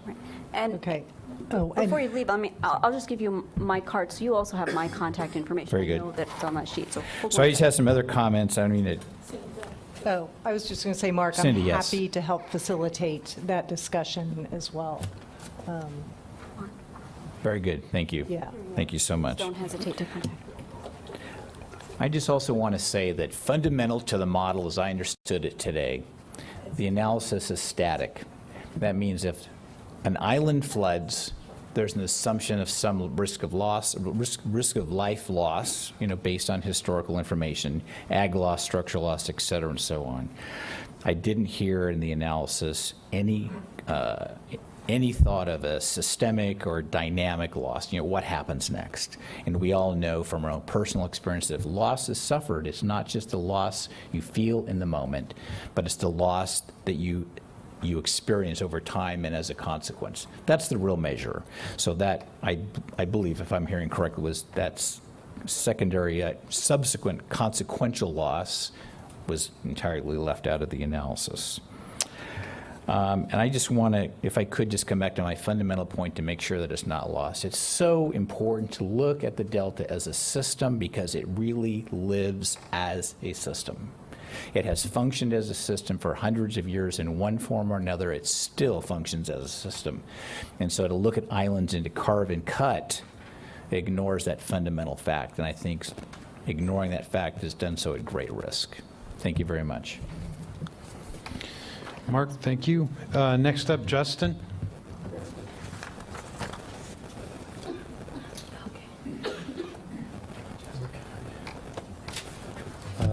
Hello. So once again, I'm Justin Frederickson with the California Farm Bureau. Good morning. Thank you. This is kind of impressionistic. I have just notes going all over the place, so we're the Farm Bureau. We're the state level organization. We have farmers all over the state, including a lot of farmers in the Delta. We're concerned for all of our farmers throughout the state, but we're also concerned for the significant agricultural resource that is the Delta. And one of the things that's a little troubling when you add up all the numbers is looking at that map where there's a big gray hole. Basically, the whole central South Delta is not showing up as a state interest, is the way it looks to me. And that does not comport with my knowledge of the value of that area to that regional economy and to the people in that area. And it doesn't make any sense when I think of places like Upper Roberts and Middle Roberts and Victoria Island, and just think of the Asparagus Festival and the kind of the powerhouse that is San Joaquin County agriculture. A big chunk of that is in the Central and South Delta. So to not have that show up as a state interest, important to somebody, important to that regional economy, looks to me like an oversight. So there's maybe. I also feel like that kind of segues to the way prime agricultural land is being defined. I didn't quite understand. There are different definitions of prime agricultural land, and so I'd like to drill down more on that and understand it better. But that looks like a glaring omission to me. There is if you're calling. That is important ag ground in that part of the Delta. So to have that somehow drop out of the analysis or drop out of the ranking of the priorities doesn't make any sense. Another question that I have is I think it was this concern was also already voiced by one of the other commenters, is how this tool gets used now. So now the rubber hits the road and you start constructing portfolios, and what does that look like? Who's going to do who's going to be constructing these portfolios? And part of that, I think that's really important, is reaching out to other agencies that have a lot of historic presence in the Delta and technical knowledge, and including the locals. The folks that are out there maintaining the levees and the Department of Water Resources. So I hope there's some interagency collaboration and coordination and putting together whatever these portfolios are going to be. And I hope there's a significant amount of public outreach too. So we don't just somewhere down the road we get a set of alternatives where the input was not had.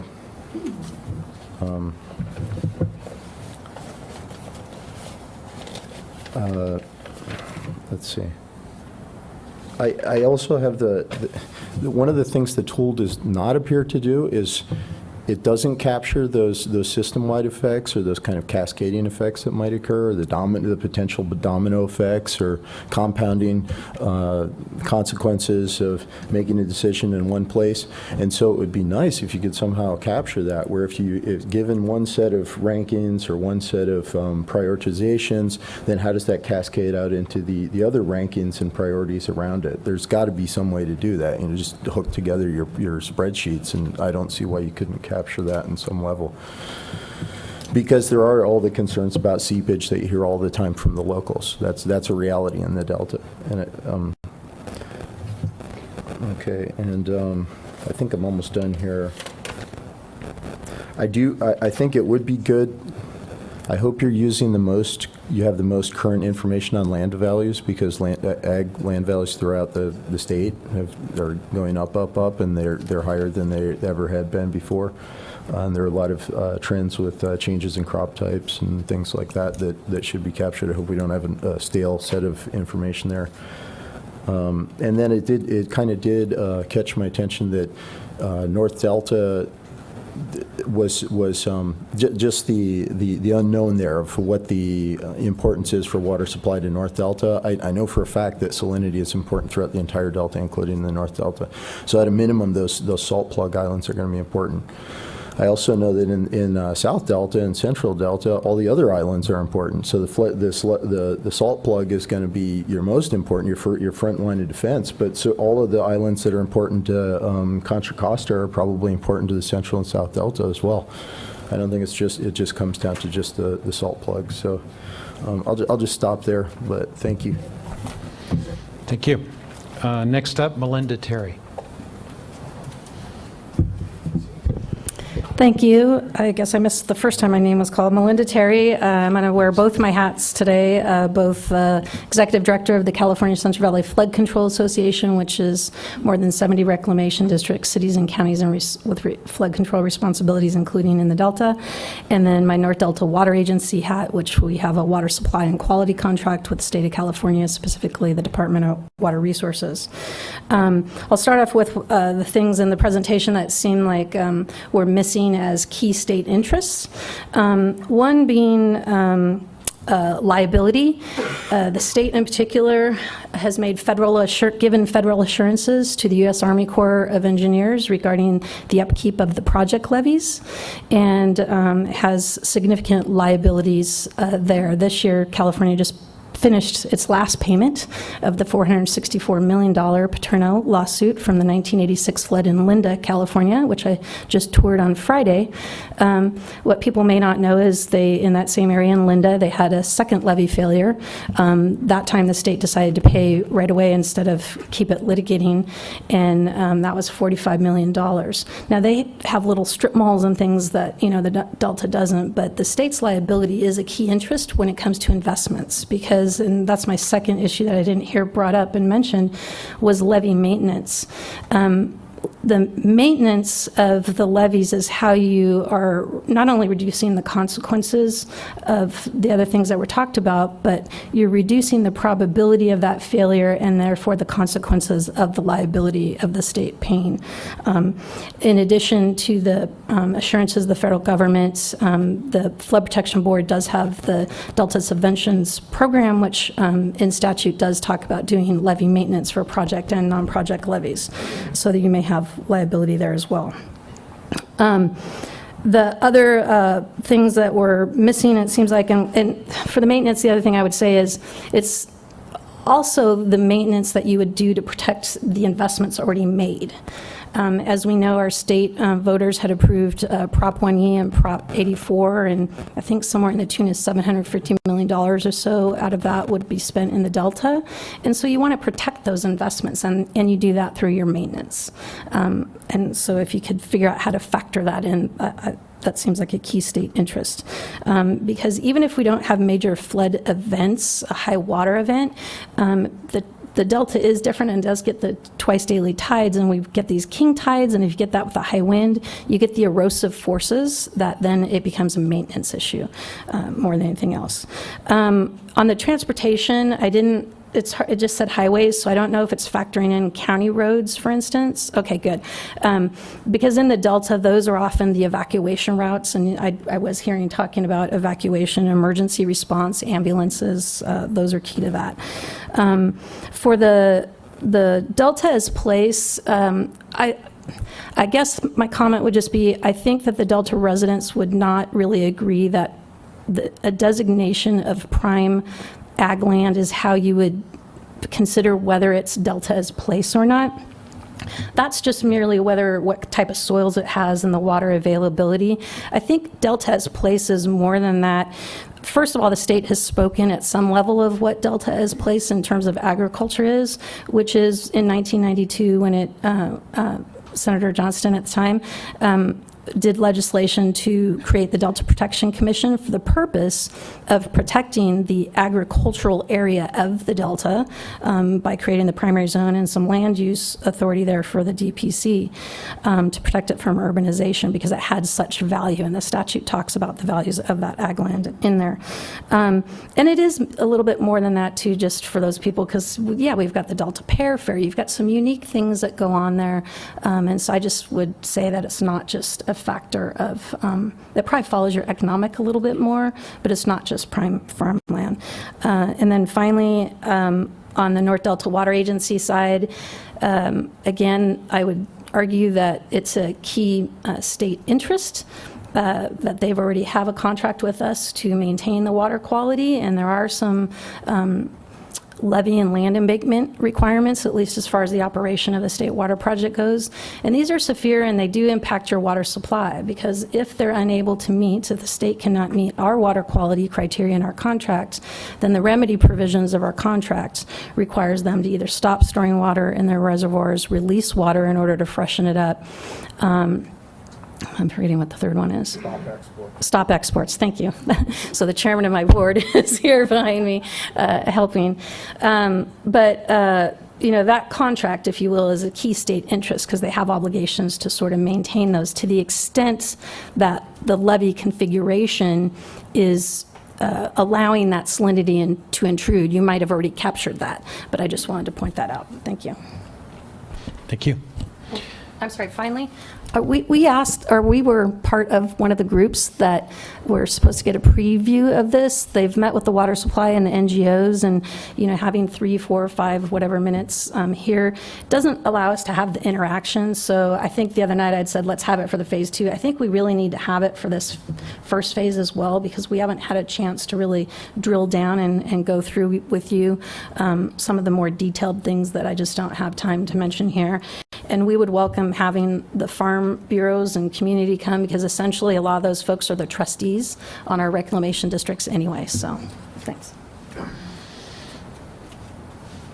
That concludes the request for public comment. Cindy, I want to compliment you and your team for the work that has been underway and the results that we were able to review today. I think you've gotten a lot of good input from the council, from stakeholders and public, and I just want to provide you an opportunity to make any final comments you wish and let us know what next steps are. Okay, great. Thank you very much. So a couple maybe final comments. Again, to remind everyone that this is draft. The tool right now is draft. We definitely welcome the comments that we received today, and I suspect we'll get more after this as well.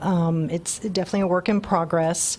One of the things I wanted to say is it felt very timely to bring this to the council. It's much easier to get that input when there's something to look at and respond to. So I think we were successful in doing that today.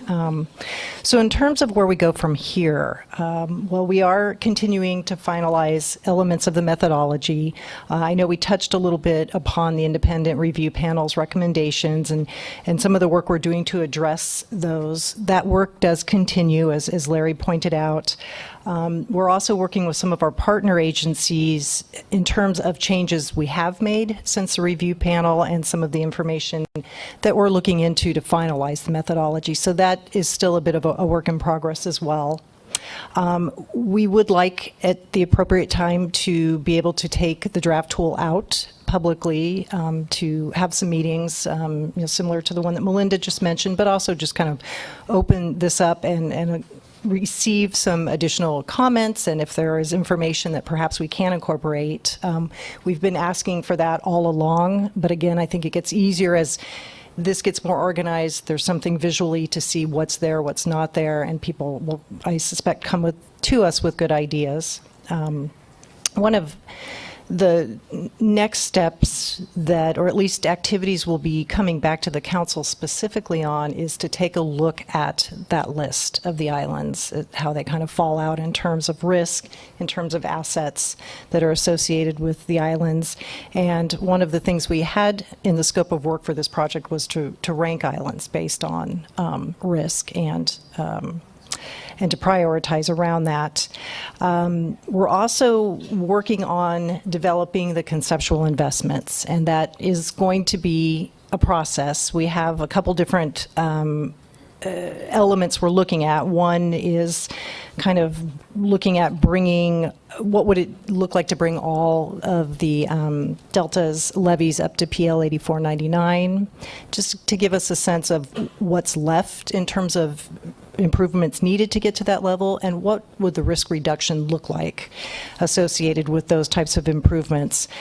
The other piece of that is really to look at different types of levee improvements, and we're creating a template, if you will, or a survey where we want to go out to the experts, and I think this does kind of address some of the comments we've heard today, getting out to talk to the RDs, getting out to talk to some landowners, to our partner agencies, other stakeholders, including the environmental community, to get a sense of projects that they're thinking of, they're aware of, or key elements to levee investment or improvement projects that we should pull into the tool and begin to look at how those play out in terms of reducing risk. So we want it to be an interactive process. We want to solicit this information from the experts that are out there. And then in terms of getting the conceptual investments into the tool, I think that's the point at which we come back again to the council, possibly either a council meeting or a workshop similar to this, where we can take a look at that side of the tool and begin that discussion and those deliberations around portfolios and further developing the strategy. And of course, towards the end, we have been working on the cost allocation methodology, but that's a key piece. That's an element where we will end up, and I recognize I didn't mention it, but I know it was mentioned in some of the other presentations. But part of all this is identifying the beneficiaries and looking at who benefits, how much, and what are the options we may have to bring in additional funding sources to buy risk down in the Delta. So I think that's what I have for next steps. Okay, great. Jessica, any final comments? Sure. I think, I hope that you all are as impressed by the potential of the tool as I am. I think what's important to remember is that decisions to invest the state's money and levies in the Delta are happening now. This isn't just a future possible. These decisions are being made now, and so this is our best attempt to ensure that future decisions are going to be made on the best available information and done in a transparent way, with considerable input and deliberation by you, the council members. So as with any policy decision or government project, there are time constraints and there are budgets and scopes and staffing considerations. But there's also a sense of urgency, and so I just hope that as we continue to develop this tool and seek additional public input and review, that it will be a key part of how we improve the transparency and the solidity upon which state decisions are made. That's great.